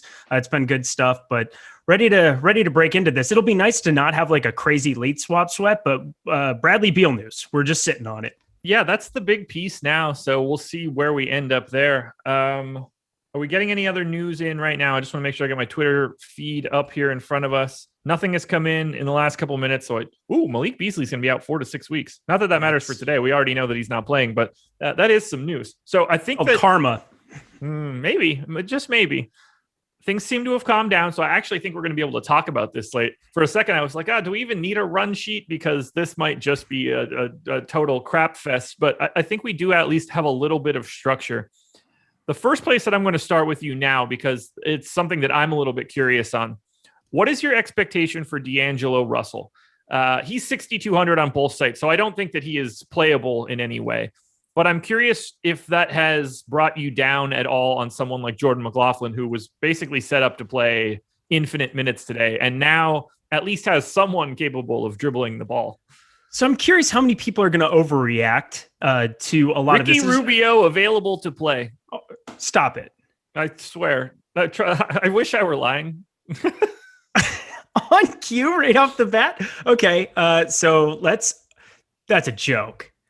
I wish I were kidding, but so what do you think about Ricky Rubio so good being about available to play now that, and what are your thoughts on Jordan McLaughlin? Because now obviously that is different. I was going to say, I felt so calm. Like, I'm not a very calm person in general. And I think that I had like an overwhelming sense of calm about this 6-gamer that just disappeared. So let's talk through this a little bit. So D'Angelo Russell, I wasn't expecting to play beyond like 20 minutes, 18 minutes. There are a couple times where he's been hurt come into this Minnesota team after the trade last year where he did play like minimal minutes. Just kind of like would randomly come in. They were just kind of like limiting him and Cat towards the end of last season. New coaching staff, new situation. So a little bit of that. But yeah, I don't see D'Angelo going past 20. So we'll throw that out there here, first of all. But Rubio is a completely different box of biscuits. Like, I don't really know what to tell you. It's just, no way. So let's think about it like this. We haven't seen the starting lineup yet. I'm guessing we get it, but I'm also guessing that Rubio starts if he's playing, and this just goes back to normal. He's playing like 26, 27 minutes a game. I think that he plays those minutes, and I think that Jordan McLaughlin backs him up, at which point I think we're just sort of looking at, 20 minutes of D'Angelo Russell at the 2. And in the grand scheme of things, I assume Rubio is like okay against Sacramento. Jordan McLaughlin is largely irrelevant now. And I don't think it really matters for anybody else. It doesn't matter who's getting these extra minutes, whether it's Josh Okogie or Jarrett Culver or Jake Lane. Like, all these guys stink. Irrelevant. Yeah. So I'm guessing this is much ado about nothing other than just sort of removing Jordan McLaughlin as a chalk play for the day. Which sucks, but also there were so many high ceilings that existed at the point guard position, and you got Malachi Flynn for a little bit cheaper. And Jordan McLaughlin was already a guy I was kind of back and forth on what I was going to do. I mean, I lowered him down to 30 minutes in the aftermath of D'Angelo Russell getting ruled in. I thought that seemed like the right number to land on. Now you're looking at 24, and is he viable? Yeah, but he's still going to get ownership. Like, people have been talking about him, writing him up all day. It's not like Jordan McLaughlin's going to be like underrepresented around this slate. It's not like he's going to fall below 10% at this point in time in any small field GPP, or sorry, any small stakes GPP. So like, I'm going to just be off of it and let, if he burns me, so be it. But there's enough other like iffy spots that could open up for Washington that would no longer be iffy compared to Jordan McLaughlin. I feel pretty safe in saying this. If Ricky Rubio is announced as the starter and we have enough time to see that, you should not be playing Jordan McLaughlin at all today. No, it is the rake on this slate. If you play Jordan, like that's the way that I would look at it, is that maybe he'll be serviceable and put up 20, but there's no way that I could see him having the upside to win you a tournament without going completely ballistic in 24 minutes. I love that I was just talking about how, I thought I wasn't going to have to put a run sheet together, but it looks like everything's going to be easy. And the moment I ask my first question, it's just like, well, it's everything's done. So yep, it was beautiful. I was going to say, normally I'm the one cutting people off. You cut me off right off the bat. I'm glad you did. It was a little important about what I was about to talk about, because I was about to go on a soliloquy that didn't matter. Yeah, I was teeing you up for a discussion about the other point guard in that exact game, which is just ridiculous. Cavs will start Garland, Sexton, Okoro, Wade, and Love. No part of that really surprises me. Since that news just came out, the starting lineup for the Cavs, do you have any interest in Kevin Love today? He is 4,600 on FanDuel, 5,700 on DK. That FanDuel price is close enough to relevant. I'm still going to get there on FanDuel. And I know minutes limit is a scary thing. What's it going to be? 24, 26? That's kind of what I was expecting him to play anyway. And I think that at 1.2, 1.3 FanDuel points per minute over the last year and a half, that's still something that I'm okay getting to. 4,600. I think I would rather play him than Dean Wade. And I think Dean Wade, they're both getting about the same amount of ownership. We'll see. Ownership is going to be such in flux over the course of the next 40 minutes that I'm going to be just refreshing constantly. And so hopefully we can keep those updated for you guys as we're going across. But the way that it looks like right now at power forward, Isaiah Stewart is rightfully your crazy high owned dude over on FanDuel. Pascal Siakam is up to 8,700, but rightfully garnering a bunch of ownership as well. And then you basically can kind of have tournament pivots every direction. I want somebody who has some upside. And I think Kevin Love, even in 26 minutes, has the ability to, like, what is he on the year? 0.9 fantasy points per minute. But you're taking so many other dudes off the court here that I feel pretty good about projecting him for just a little over a point per minute. He can get on top of that for sure. And, if he puts up 35, 40 in a situation where Stewart goes for 25, you're looking really dandy. Absolutely. Okay, so at this point, we've touched on Minnesota. I think it's probably more important now to just simply go to the other team that is walking wounded today. That would be the Oklahoma City Thunder. I assume that they're not going to be magically ruling in any additional guys. We already got them doing that once with Jalen Horde and Justin Robinson is his name. Happy that I got both of their names right. I remember Jalen Horde just being a guy on the Raptors whose minutes I never typed in. Either way, it's not a lot going on for Oklahoma City. I did give them some additional run. I don't think that is going to matter all that much for any of these guys. Who do you have your eye on from the Thunder? See, does it matter though a little bit? Because Kenrich Williams is really garnering a lot of ownership that I don't have right now anymore. Like I won't have a lot of it. You'd still want a lot of it? No. Not if he's heavily owned. Okay, I think he might still be the best option, but not in like the 40% range like he had before. Yeah, I think you got to be a little sensitive to what the price got to. And now the situation's different. I think before, I was having him for about 36, 38 minutes and I didn't see him any way around it. Now I see a lot of ways around it. They could play Pokusevski there at the 3. There are so many swaps that they can make, adding 2 other bodies in. It just kind of changes the landscape of a guy that before even at 5,100 is his price over on DraftKings. What's he over on FanDuel? He's 4,700. I was getting a crazy amount when it was 8 bodies. Now that it's 10, it does ding it up enough that I think that there's upside at other spots that I would rather go for. I don't know. Tony Bradley was also somebody that I thought I was going to get to a ton of. I'm still getting there on DraftKings where he's just much cheaper. I think power forward's kind of made up for you today. And I would rather take tournament pivots to somebody that I think either has a crazy rate like Kevin Love or has the potential to have a crazy rate, or taking somebody with just a higher upside, somebody who could capture it. I don't think that that's going to be Tony Bradley for me today. Ooh, we just got an ownership update 40 seconds ago, which is just fantastic for us right now. So now we can take a look and see. This should be covering all of the nonsense that has come out over the past couple minutes. Maybe it doesn't include Rubio. I don't know for sure yet. I'm still refreshing it, but that would be the only other piece that would truly have to worry about. And Jordan McLaughlin is down to 13% owned on DK, and I assume something comparable on FanDuel if I had to guess. And I would say that's like appropriate probably at this point in time, like for where his price is. Sure. 24, 26. We don't know what Russell's going to be specifically, but I don't know. I think that because point guard is stacked in so many other places, I think now's the time that you're kind of looking for your value elsewhere. 30% ownership going to Kenrich Williams on FanDuel, 21 on DK. DK, he's got the shooting guard, small forward eligibility, so that is going to naturally pull him up. He just has the ability to be in so many different roster spots, but he's showing up as my third most frequent guy in my crunch, and that doesn't make me feel great. Like, he's not a fun dude to roster. I've got him at 0.9 fantasy points per minute. I gave him 32 minutes. I don't know how confident I should be in that number. Just for sake of argument, I gave Jalen Horde 14, and I gave Justin Robinson 16. I think 30 minutes between the two of them feels like plenty. And at that point, I just don't think they're going to play Darius Miller all that much, because Darius Miller legitimately isn't good. No. And they have no desire to deal with anybody that isn't either like a work in progress or, you know, a guy like Bradley that they bring in where it's like, let's just see what he can do. By the way, do you think Bradley Beal plays? Right now, I've got him out. Okay. Because it's just been like, what are they trying to do with him in general? Like they're not going to go out of their way to like push him here. And I think with Van Vliet out, maybe that gives them the opportunity to maybe say, hey, Russ, go try to win us a game like you did in Indiana. Yeah. If Beal's and Beal is obviously legitimately hurt, I don't think that there's any question about that. I would think that they think Russ could maybe go out and just go nuts on it. Bertans is back in that rotation. There's a path to them winning this game without Beal, so maybe just not pushing him is probably the prudent play.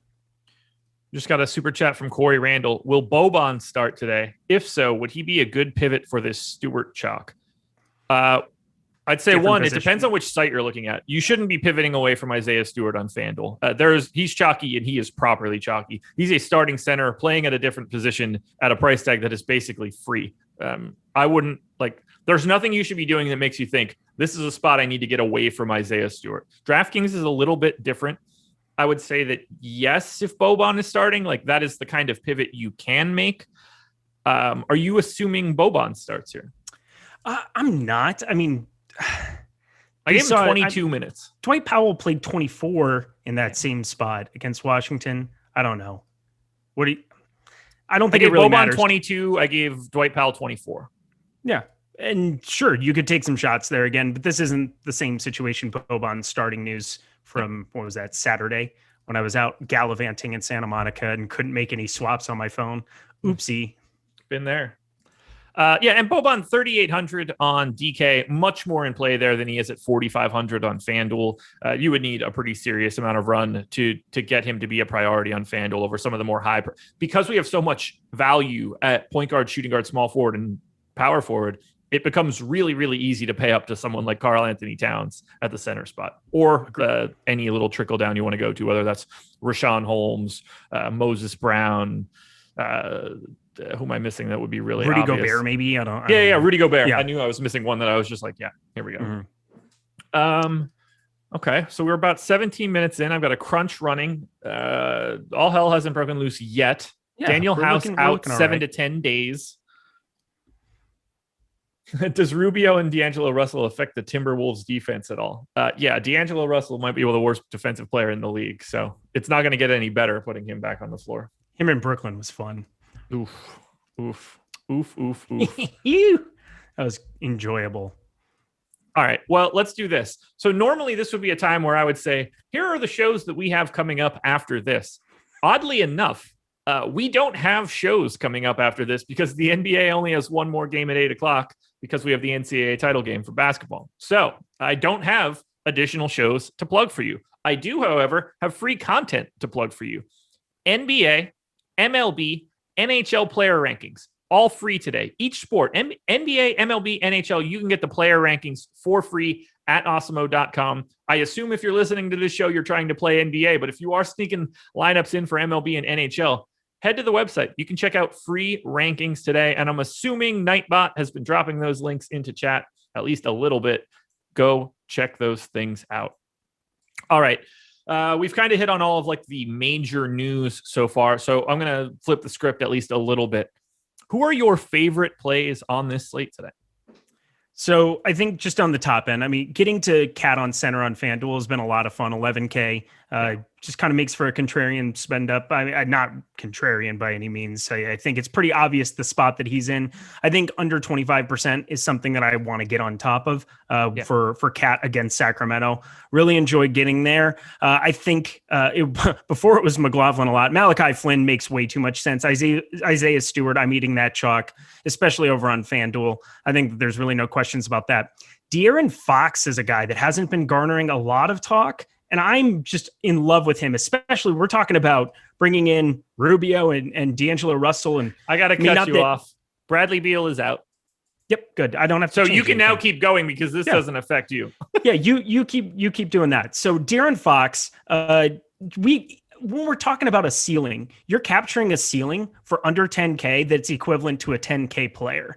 Yep. And when you start factoring in salaries and trying to make some of these guys work to be able to garner all the upside that you want in a lineup, De'Aaron Fox against the Timberwolves, along with Cat, is just like a pairing that I'm getting to a crazy, crazy amount. Now, that also mitigates some of the blowout risk that somebody might have one direction or another. It's kind of the same thing that I was contemplating doing with Utah and Dallas. You know, I think Doncic is somebody that I have a group set up where I'm getting a little bit of a boost every time that I have a Doncic lineup that's getting a little bit more Donovan Mitchell or Rudy Gobert. So that I'm pairing them a little bit together, just in case that game blows out. Screw it. I'm only getting to about 12% Luka Doncic as is. And like all of those lineups are basically going to be paired with a Utah Jazz guy on the other side, more than likely. But De'Aaron Fox is like the guy that I'm massively over the field to. I think you could just as easily make a case for it being some shots on Halliburton. I think his price tag over on FanDuel at shooting guard, I think he just provides a little bit more upside than some of those other punts that you are garnering a bunch of that ownership.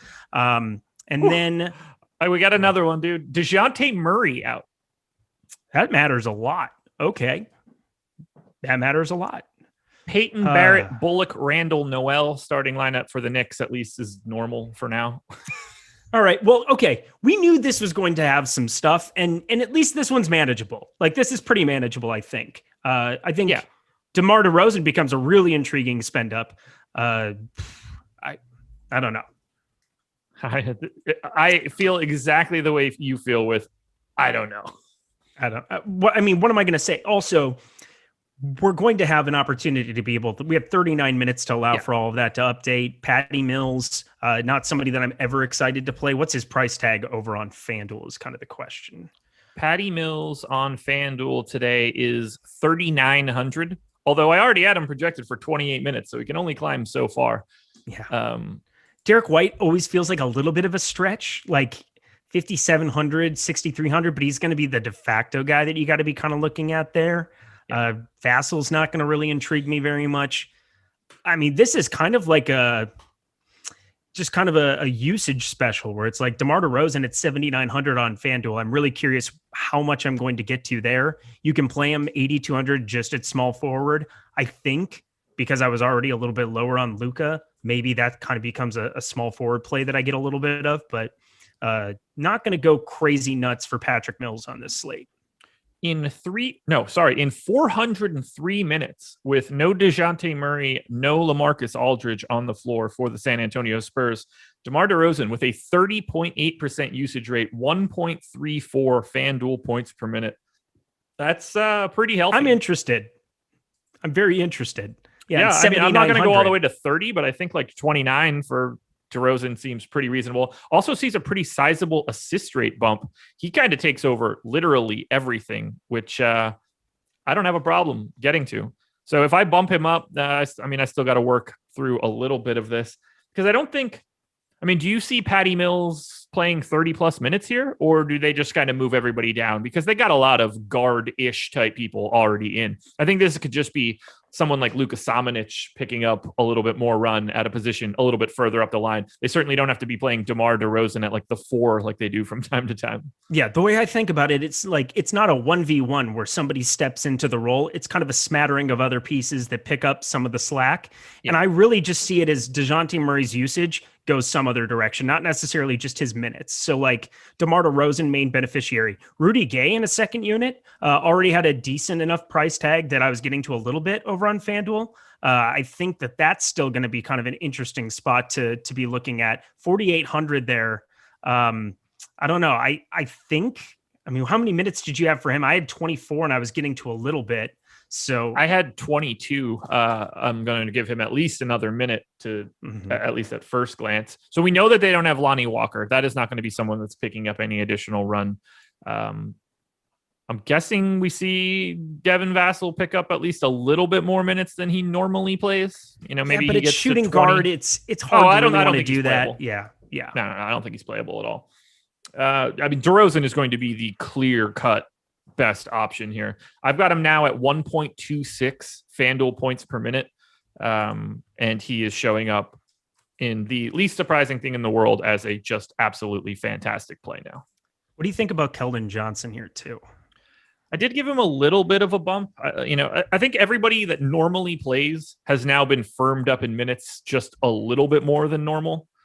Who has Samanic has been the guy that's in the rotation that isn't really in the rotation. Like he's the first guy up to play useless minutes, which I think is appealing in this spot. They have enough positional flexibility, which I think is good. The real question to me is how many minutes does Patty Mills get?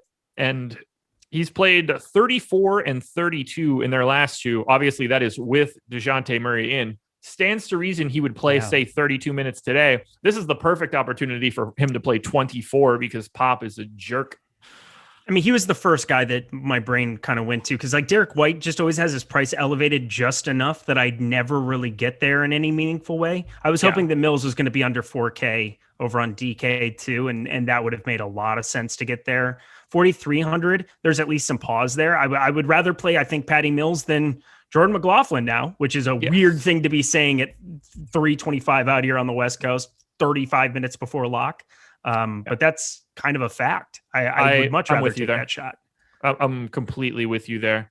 I don't see any major benefit coming anywhere else. I am giving Rudy Gay 24 minutes. I think that's probably close to good. Doesn't really change anything for Jakob Poeltl, at least not off the top of my head. He's averaging a fantasy point per minute pretty much no matter who is on the floor with him. 35 minutes for DeRozan. I think I'm okay there. Honestly, I think it's different on the two state. So I just ran my next set here with minutes update. I just brought my sheet over and nice. I'm seeing a big change on FanDuel just because I'm getting to a lot more DeMar DeRozan over the field there. I'm assuming even when we see that ownership update that the number I have is more. And Rudy Gay 4,800. I put him in for 25.5 and I'm getting to a lot in that situation. Derek White is 5,700 and I'm waiting for this to update. I put him up to 33. That's going to change it a lot. I still think it will. I thought maybe that I would be getting to more Mills there. I'm just kind of not because it's shooting guard. If he was at point guard, I would probably have more interest. I think DeMar DeRozan is now one of the three best plays on the slate. Agreed.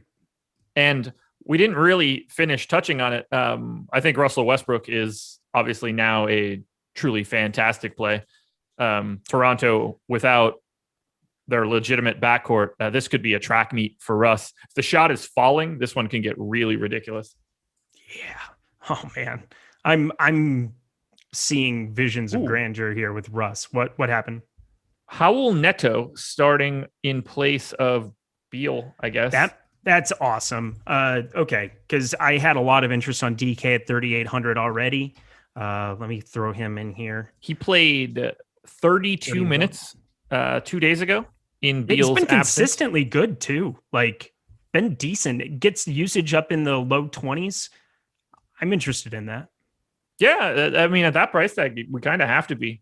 We got an update in projections 2 minutes ago. I'm really curious to see where Alex is landing on some of the minutes for some of these guys. Again, I think San Antonio projects itself out pretty easily. They just don't have that sort of guy that comes in and becomes a crazy value. They don't have anybody hidden on their bench or anything along those lines. So for Washington, who's getting this biggest benefit in terms of minutes for Alex? He's really given Bertans a couple extra minutes, which I think is reasonable. Probably not going to be able to get you where you want to be. I think Denny probably sees a little bit more minutes than you would normally have expected.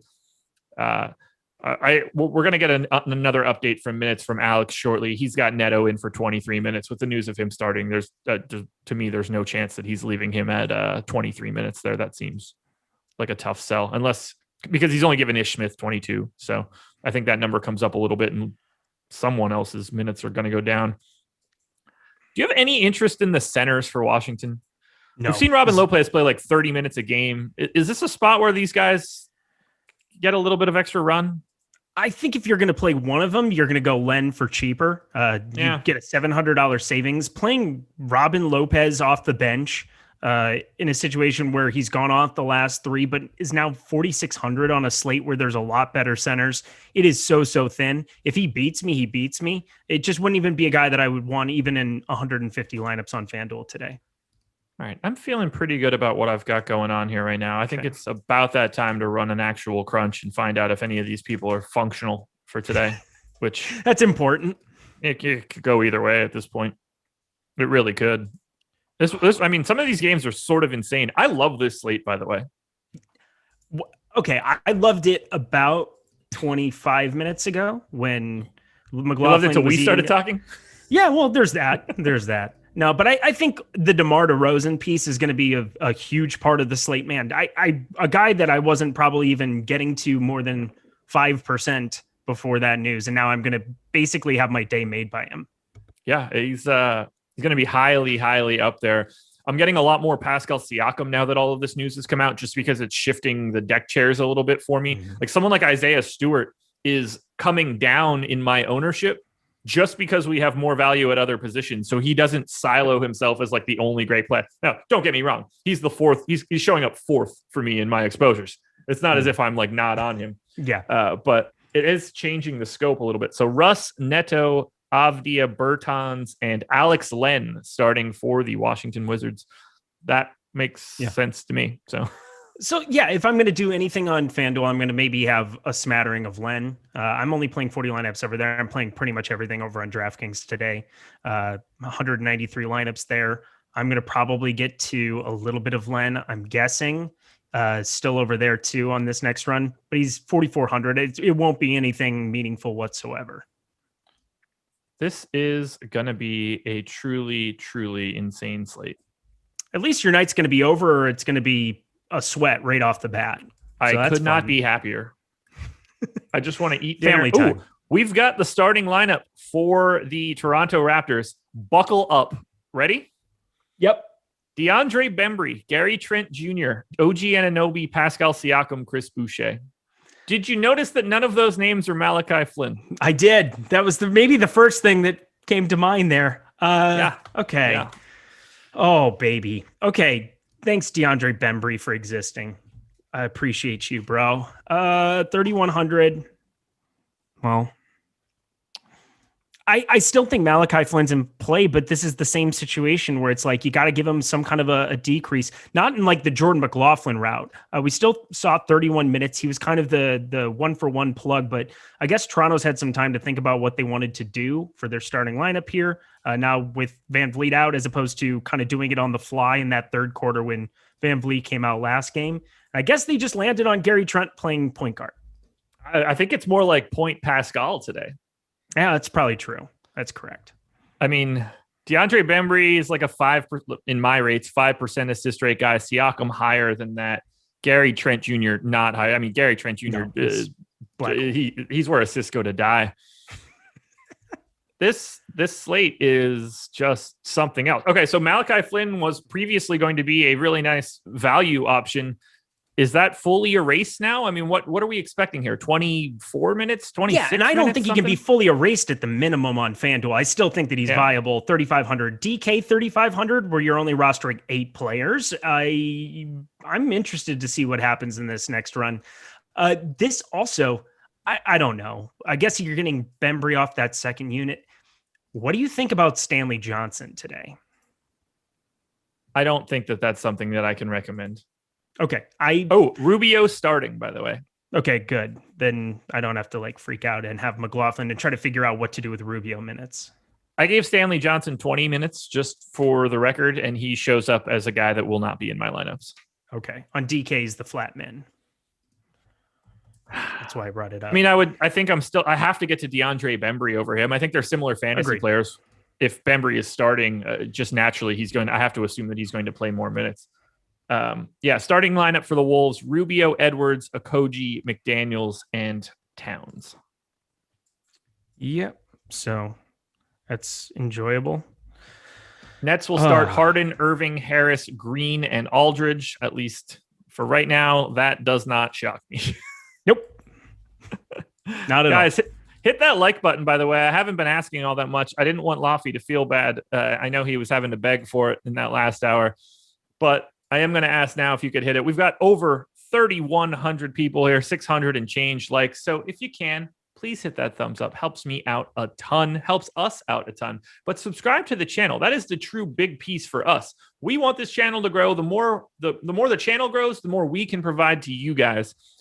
I got to give a shout out to Zach Anderson. Just sent in a super chat. DK Cash, Diallo, or Kenrich Williams? That's Kenrich Williams for me. Kenrich Williams, 1,000,000 times out of 1,000,000. Yep. Yeah. Not that I don't like Diallo, but I think that, 24 to 26 minutes is kind of just where he's going to be today. Oof. Well, I'm going to get another plug in because who knows what this final 25 minutes is going to be like. So we've got 2 promos going on right now. Depending on how you want to tickle your fancy in the DFS industry, you can do starting 9, STARTING, and the number 9. You can get our Awesemo MLB Plus package for $9 for 9 days. So basically $1 a day for 9 days if you use that promo code. That'll include player projections, ownership projections, top stack tool, lineup builder, Slack, all that good stuff, and more behind the paywall. Or if you're like, nah, I don't like baseball anymore. I'm a millennial. Baseball's too slow. I don't have the attention span. Well, this one's sort of slow too, but it's a better sweat. Use the promo code Dustin if you want to get into PGA because it's Masters Week. You can get BOGO golf content. Awesemo Plus Golf, 1 month free. So you get 1 month plus another month. So 2 months for the price of one. $30. You cannot beat that. Again, projections, ownership projections, top golfers tool, lineup builder, and more. It's the best tournament you're going to find all year. Playing DFS for the Masters is as fun as it gets. Sweating golf on a Sunday for the Masters is as fun as it gets. I honestly believe that even more so than the sports that I do cover regularly. You have the opportunity to get in right now. 60 days of Awesemo Plus Golf for $29.95 using the promo code Dustin. Love it. You excited for this week? I'm sure you are. I am beyond stoked. I'll be on the live before lock on Wednesday. Also, I need you to read off that Mavs starting lineup. Oh, no. Oh, yeah. Doncic, Richardson, Finney-Smith, Melly, and Kleber. No Trey Burke. Jazz starting lineup, obviously fine. Okay, so Boban not starting, nor is Dwight Powell. Nope. It is Nikola Melli and Kleba. They are just going to go small and pull Rudy Gobert away and try to just go. I don't know what. This is going to be fun. So do you think Boban plays? No, not in a meaningful way. He might get like 10, 12 minutes like he randomly does at times, but he's completely removed from consideration for me. Yeah. Can't do it. I think Powell probably plays 18 to 20 minutes now here, but if they're going to go Melli and I mean, Melli, we saw get quite a few minutes there the last time out. Just didn't know that he was going to just be starting right out of the gate here. Let's see. Yeah. He played 28 minutes. 28 minutes. So he becomes fantastic on DraftKings. I think 4,100. I'm going to be a little tempered on FanDuel, but 3,700 on DraftKings. I'm going to ratchet that up real quick. Yeah, I'm gonna give him that same 28. If he's going to be starting, I don't really know what else I would want to do there.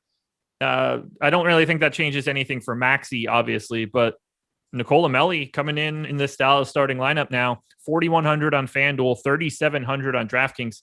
He's not like a good fantasy performer by any means. So I do want to put at least that little caveat out there. But even with limited usage and limited everything else, 28 minutes at 4,100 and 3,700 is at least a little bit of value. I will say this much, though.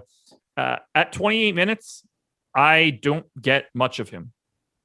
On FanDuel? Yeah, for sure you're not going to. I didn't think that I would get him there, but 3,700 on DK kind of at least gives me some access to some different builds. I just plugged him in for 26 minutes, but I'm getting around a 25 projection on a dude who's 3,700. So that's meaningful. I'm curious to see what Alex has coming through for it, but I think the real problem here is that we still have Isaiah Stewart at 4K, DeAndre Bembry at 3,100, Malachi Flynn, depending on how many minutes he gets, is 3,500, Howell Neto at 3,800. I think I prefer all of those guys to Nikola Melli in this spot. It's a different position though, too. That's the other part of it. Like Neto, would you rather have Melli or Taurean Prince? See, right now, I think I would take the ownership discount on Melli. What's Prince's ownership coming in on DK right now? I mean, he's right at 16%. You think Melli's going to get to 16% in the next 20 minutes? Probably not, but maybe, because this slate is preposterous. Well, that's the right answer. There you go.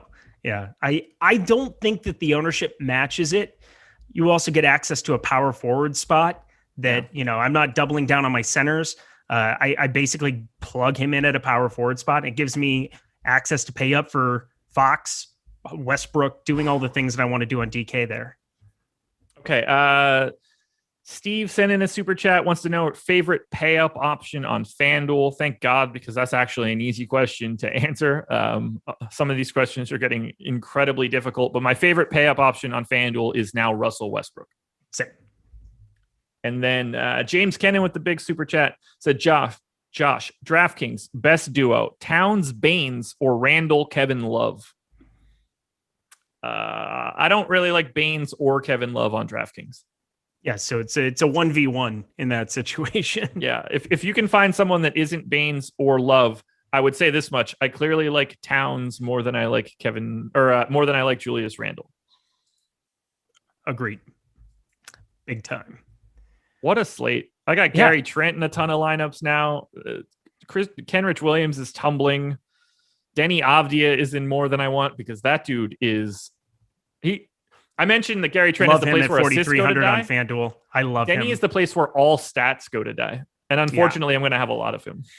Yeah, I talked about him on the tip-off today that he was kind of if you got Rui out, that 4,300 Denny played 39 minutes last time out, mid-30s minutes. That's a lot of minutes you're replacing with Rui Hachimura at this point in time. And it's not going to Garrison Matthews at this point in time. It's kind of Neto on DK, and I think it's Denny on FanDuel. Yeah, so on a FanDuel crunch, I'm really not getting to Melli, by the way. I just wanted to make sure that I got that sort of information out, just since we were talking about it at least a little bit. I'm about to hopefully click calculate on this crunch so that it can actually finish. I feel like I've done this 27 times, and then they just keep starting guys that I didn't know were in the league.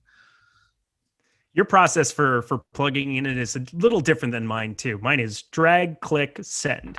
And you have 48 different spreadsheets, and it is absolutely immaculate, by the way. If you guys haven't seen his show. It's just ridiculous. Yeah, I feel like maybe I don't deserve to win some days for how basic my structure is compared to yours. But hey, I have a spreadsheet that I keep track of my stuff, and that's good enough for me. What's really crazy about it is that I have no artistic ability in life. Like I can't draw. I don't see, like we're redesigning a room in our house right now. Yeah. And we have a designer like showing us these things. Like I can't visualize colors and shapes and stuff, but for some reason I am incredibly ADD about like lining up all of the right shapes and colors, and it's got to have the right border in different places. For some reason, Excel is the only place where I have any sort of like want to keep colors in the right spot. I don't understand. Were you a finance major? I was. Okay, me too. So yeah, I think we both spent a lot of time in the Excel. You've obviously spent a lot more time than me in the Excel world. So I don't know. It's fun to watch. And even from literally the process, from a process perspective, it's nice to see kind of the way that you go about going through each one specifically. Sometimes you don't always take the time. You always look at the slate from a macro level. And I really enjoy the way that you talk about it from just like a micro condensed bit by bit. I know that in the deeper dive, we go team by team, but I just think even like the minutes allocation for it is just really sharp. So well done by you. Appreciate the commercial for the process. 6:30 a.m. Monday through Friday, everybody. Feel free to tune in. We have 17 minutes to go until lock. So I hope you're running your crunches and stuff now. I am. Yep. Is there anything that you haven't talked about for this slate yet that you want to make sure that you get in? Because I think that we can start opening this up to questions and going a little bit more free form. But I want you to get in anybody that you have your eye on today that you haven't had a chance to talk about. Okay, so I've got a couple guys that I think are just going to be so Detroit's kind of a stay away for me for the most part, besides Jeremy Grant on FanDuel. We haven't really talked about them a whole lot. Oh, sorry, Isaiah Stewart. He's a freebie. He doesn't count. He doesn't count.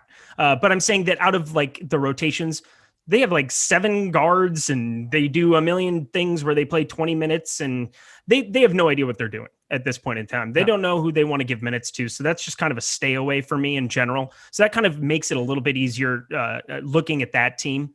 Really, the guy that we haven't brought up at all, Svi Mikhailuk, I'm getting to like 0 of. And I understand why people like Svi and why they've been playing him. I've been playing him a couple different times, but we're looking at a guy right now who's 5,200 now, who isn't a great fantasy point per minute producer anyway, 0.78. I have around 2% in 190 lineups on DraftKings, and I didn't know what you thought about him, but this OKC value in general is very centered around, I'm having a little bit of Maladon, Kenrich Williams, I'm just a little bit around the field, maybe a little below, nothing crazy, not getting to 30% on FanDuel, I know that, but curious what you think about Svi. So to me, he's like largely unplayable on DraftKings. That price tag is too high. He's certainly in a different scenario on FanDuel at 3,800, but I can say this much. I'm not really getting to him even on FanDuel at this point.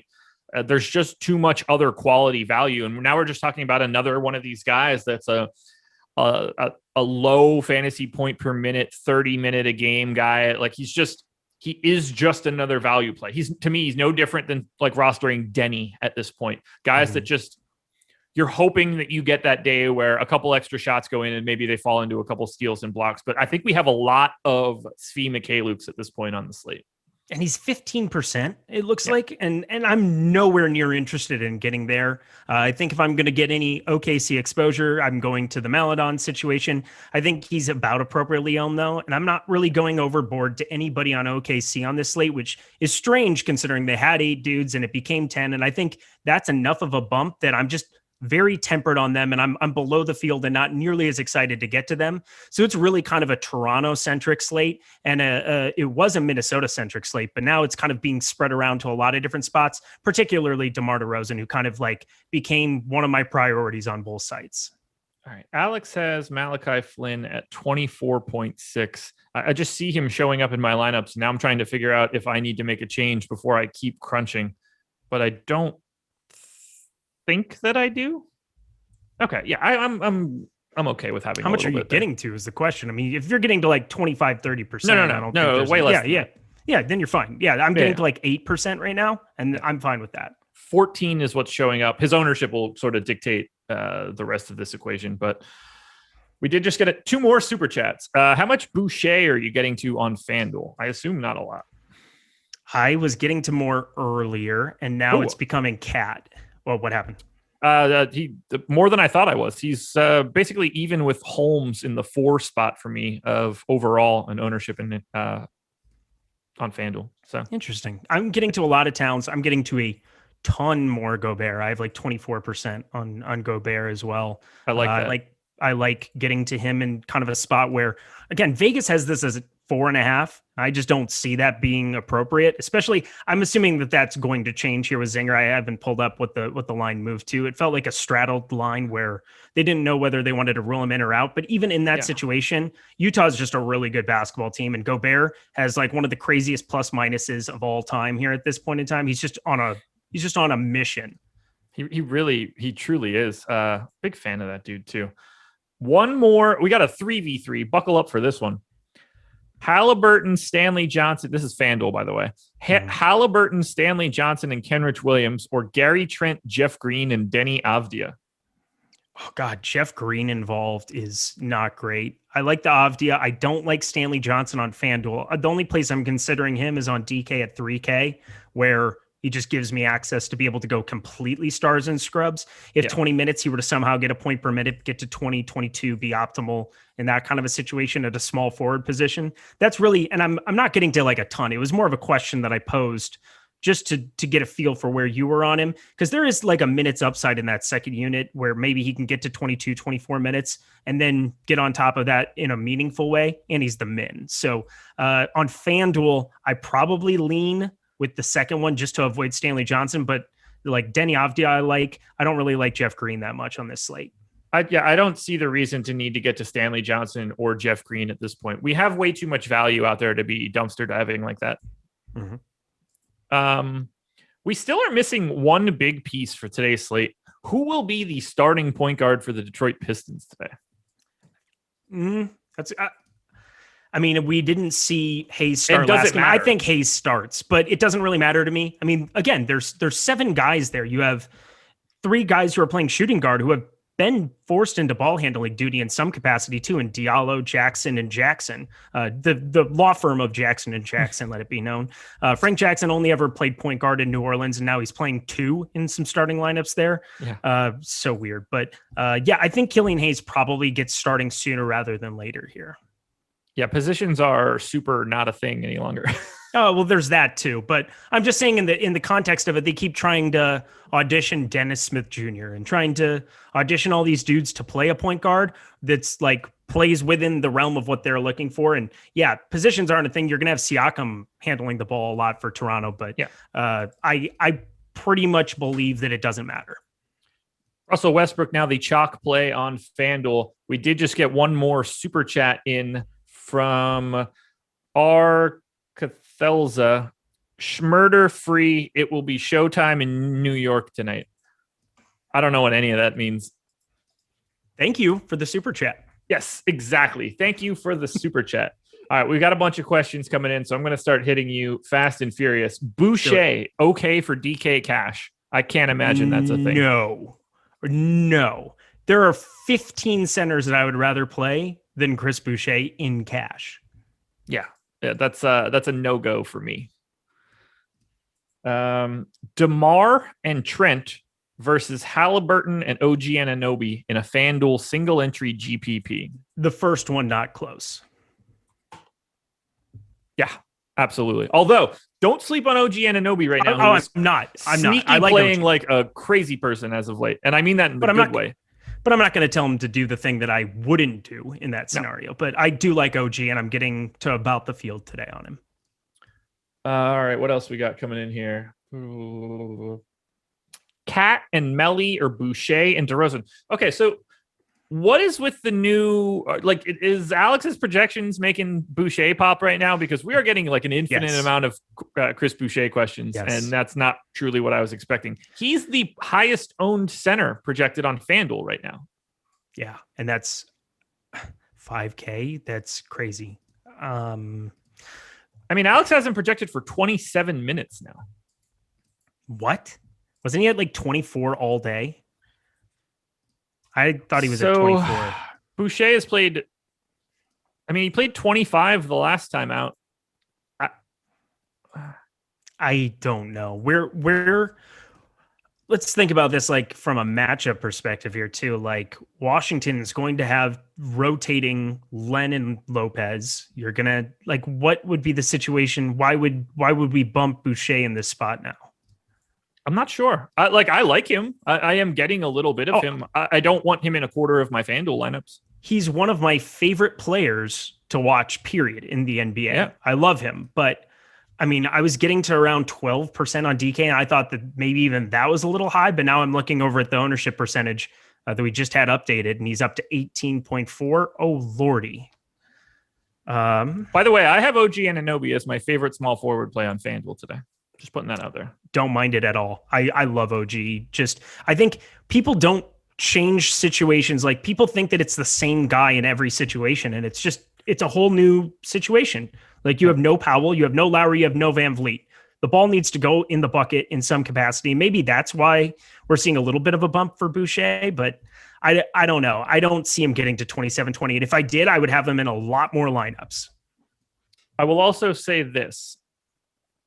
If DeMar DeRozan continues to be 29% owned, and if he ends up being 29% owned on FanDuel, I am going to be the happiest person on the planet. White, DeRozan, Samanic, Keldon Johnson, and Jakob Poeltl starting for the Spurs. Samanic? Yeah. Oh, my God. Okay, so what are we doing with him is the question, because he's, again, the flat min, I'm assuming, on DK.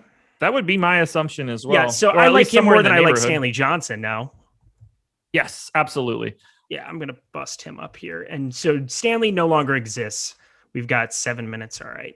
I'm going to go. Luka Samanic is not someone that I would be actively worried about on FanDuel. 3,500 works, but we have so much value that I'm expecting you're going to need 35 out of a min salary guy today. Correct. And we have enough value at small forward now that I think that it's not going to matter all that much. Mm-hmm.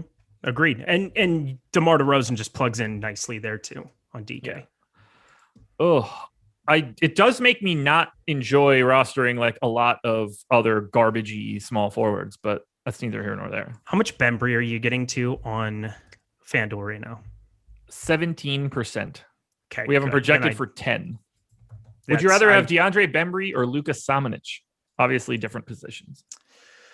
Let me plug in Samanic here. I mean, I'm going to give him 26 minutes. Is that about right? 25? Yeah. What did he play that last starting stint? I mean, I think like 24 situation. Works because it would be surprising to me if he went from barely playing to closing. Like, they have plenty of different guys that could close this game, and Samanic doesn't strike me as the one that would. They like him though, from what I remember reading. Like they like Samanic. I mean, sure, but you know, they probably like Rudy Gay and Patty Mills and like the guys that are good at basketball too. I think they hate Rudy Gay is the impression I get, but I don't know. If they hated Rudy Gay, they would have traded Rudy Gay. Well, that's probably true too. Just why do you never play him extended minutes ever? Plays 22 minutes every game. He's also getting up there, but 6 minutes to go, people. If you don't have your lineups in yet, you better hustle because there's no, I'll just wait till the 7 o'clock game's over because 6 of them are starting at 7 o'clock. This is a fun slate. It's stupid. Like, it's super stupid, but it's fun. Yeah, I'm having more fun guys now. I'm not getting today that I forgot were on the slate. Devin Booker, Donovan Mitchell, Colin Sexton. I forgot these guys existed today. Yeah.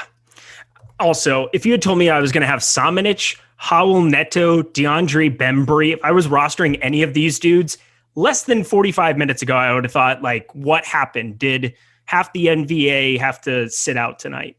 Yeah. Oh, no. Everyone got COVID. Yep. Wouldn't put it past it, but here we are. I'm still getting to a bunch of Isaiah Stewart, so if you're wondering if he's still a good play, he's still a fantastic play. Yeah. I'm sneaking my way into Richaun Holmes right now on FanDuel. We have him projected for 8% ownership. That feels pretty fun to me in a GPP today.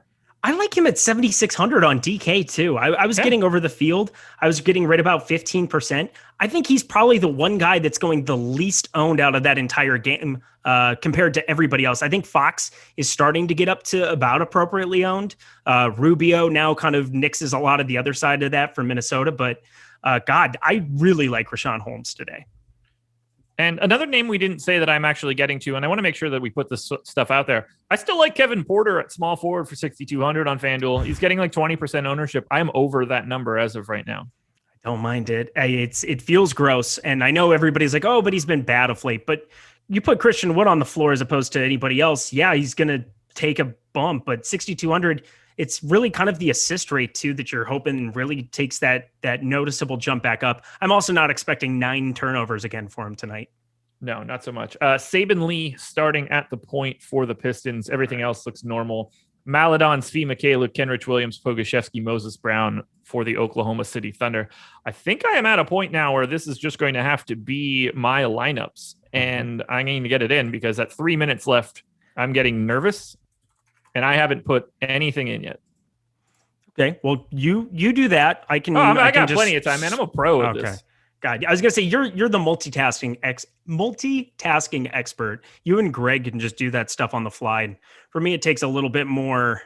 Tender loving care, where I can't multitask in the same way. I'm trying. Admittedly, I don't like doing it, but I do have the ability to do it. This is not my first rodeo. In terms of having to get this sort of stuff done. I am nerfing a couple extra projections here to thin the herd out a little bit, cutting everybody out there. Good. We're going to call it a day. Whew, man. 2 minutes to go. If you don't have your lineups in, you should not be hosting NBA Live Before Lock, unlike me, who doesn't have his lineups in and is hosting Live Before Lock. This is where it gets dicey to me because I feel confident. I've got 2 minutes. I'm pasting. Everything is fine. What happens when it breaks and I break everything in my house? 2 words, support email. 2 words, fire insurance. Oh, there you go. I'll burn this place to ashes with this CFP. By the way, we're going to need to scrub this video from the internet. I don't need my insurance company figuring out that I did it on purpose. Yeah, we got a guy for that. We'll be all right. 175 entries uploaded successfully, 6:58 and 55 seconds, 1 minute to go. Is there anything you're seeing that you want to make sure the people hear for the final minute of this show? Yeah. I mean, Samanic, I'm tempering a little bit. I've only got to about 25% of him there on DK. Ooh. I mean, it's a gigantic amount, I think, comparatively, but he's 3K. And like, how much is 3K really going to hurt me in this situation? Not very often. I like him a lot more than I like Stanley Johnson. I'm now not getting like legitimately any of him there. Kevin Love was a thing. He's no longer really a thing. I don't really like going that direction, especially on DK. I had a little bit. Kevin Love, okay, never mind. I still have 15% on FanDuel, so that's fine. Not anything that I'm going to change here at this point in time going through it. Denny Avdia, please play well tonight over on FanDuel. That would be very helpful. I like the OG. I got to a little bit more Keldon Johnson over there too. Otherwise, I think it's kind of straightforward. I mean, I have 2% Svi Mikhailiuk on DK, and that's really a spot where I'm kind of planting my flag, just saying that some of these OKC guys aren't going to go off on me.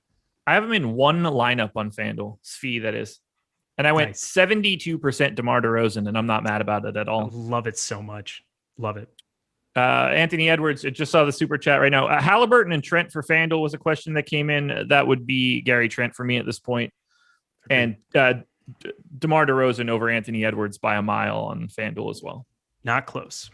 Yeah, we're at 7:00. We locked, man. That was a whirlwind, an absolute whirlwind. And look, 6 of these games are starting. I don't want to say right now, but they locked right now. They'll start in 15 minutes because that's the NBA. Any final thoughts before we get out of here, man? There's nothing after us. We done. Dude, this is a fun one. I mean, it was good to be back on a show with you. Good to be back, just chatting with it. 6 games locking now. Not going to have to do many pivots. It's kind of a slacker night for us. I know. I'm not mad about it at all, honestly. It's nice to be able to eat dinner and not have a panic attack every time my phone vibrates. DeMar DeRozan, 26% owned on FanDuel. Go for it, brother. Go for it. Go for it. That's what I want. Gary Trent, 47% owned. OG Anunoby, 49% owned on FanDuel. Isaiah Stewart, 45% owned. So I got over that number as well. That OG Anunoby, though, I mean, I had 48, and that's where he came in, so that's fine. I am under the field pretty significantly on Gary Trent, which is making me a little nervous, but, what are you going to do? DeMar DeRozan, the ceiling is the roof. The ceiling is the roof. Super true. Rashawn Holmes, by the way, 4% owned on FanDuel at the center spot. Against Minnesota, I am not mad about that at all. I have 20. This is going to be a fun night, I think. Pogaszewski, 8% owned. Whew. Let's go watch some basketball, everybody. Thank you for joining us. Hit the like button, subscribe to the channel, notification bell. Head to oddshopper.awesemo.com if you're ever looking to drop any bets. This was a crazy one. I wish I could have plugged it a little bit more. Ben Raza and I plug it significantly on our PGA betting video. We've got one coming up probably later tomorrow, getting our best bets in for the Masters. I can't wait to take a look at that. OddsShopper is the key to all of it. Starting 9 is the promo code if you're looking to get into the MLB. Dustin is the promo code if you're looking to get into PGA. That's all I got. I'm done now, but the next person you see on this channel is also going to be me. Well, it'll actually be you, right? Slate starter. You'll beat me to it. I'll just barely beat you to it. I'll be sneaking in a little bit after that one. So go watch the Slate starter tomorrow morning and then come watch me on the process at 6:30 a.m. For Eric, I'm Josh. Good luck tonight. We're out of here.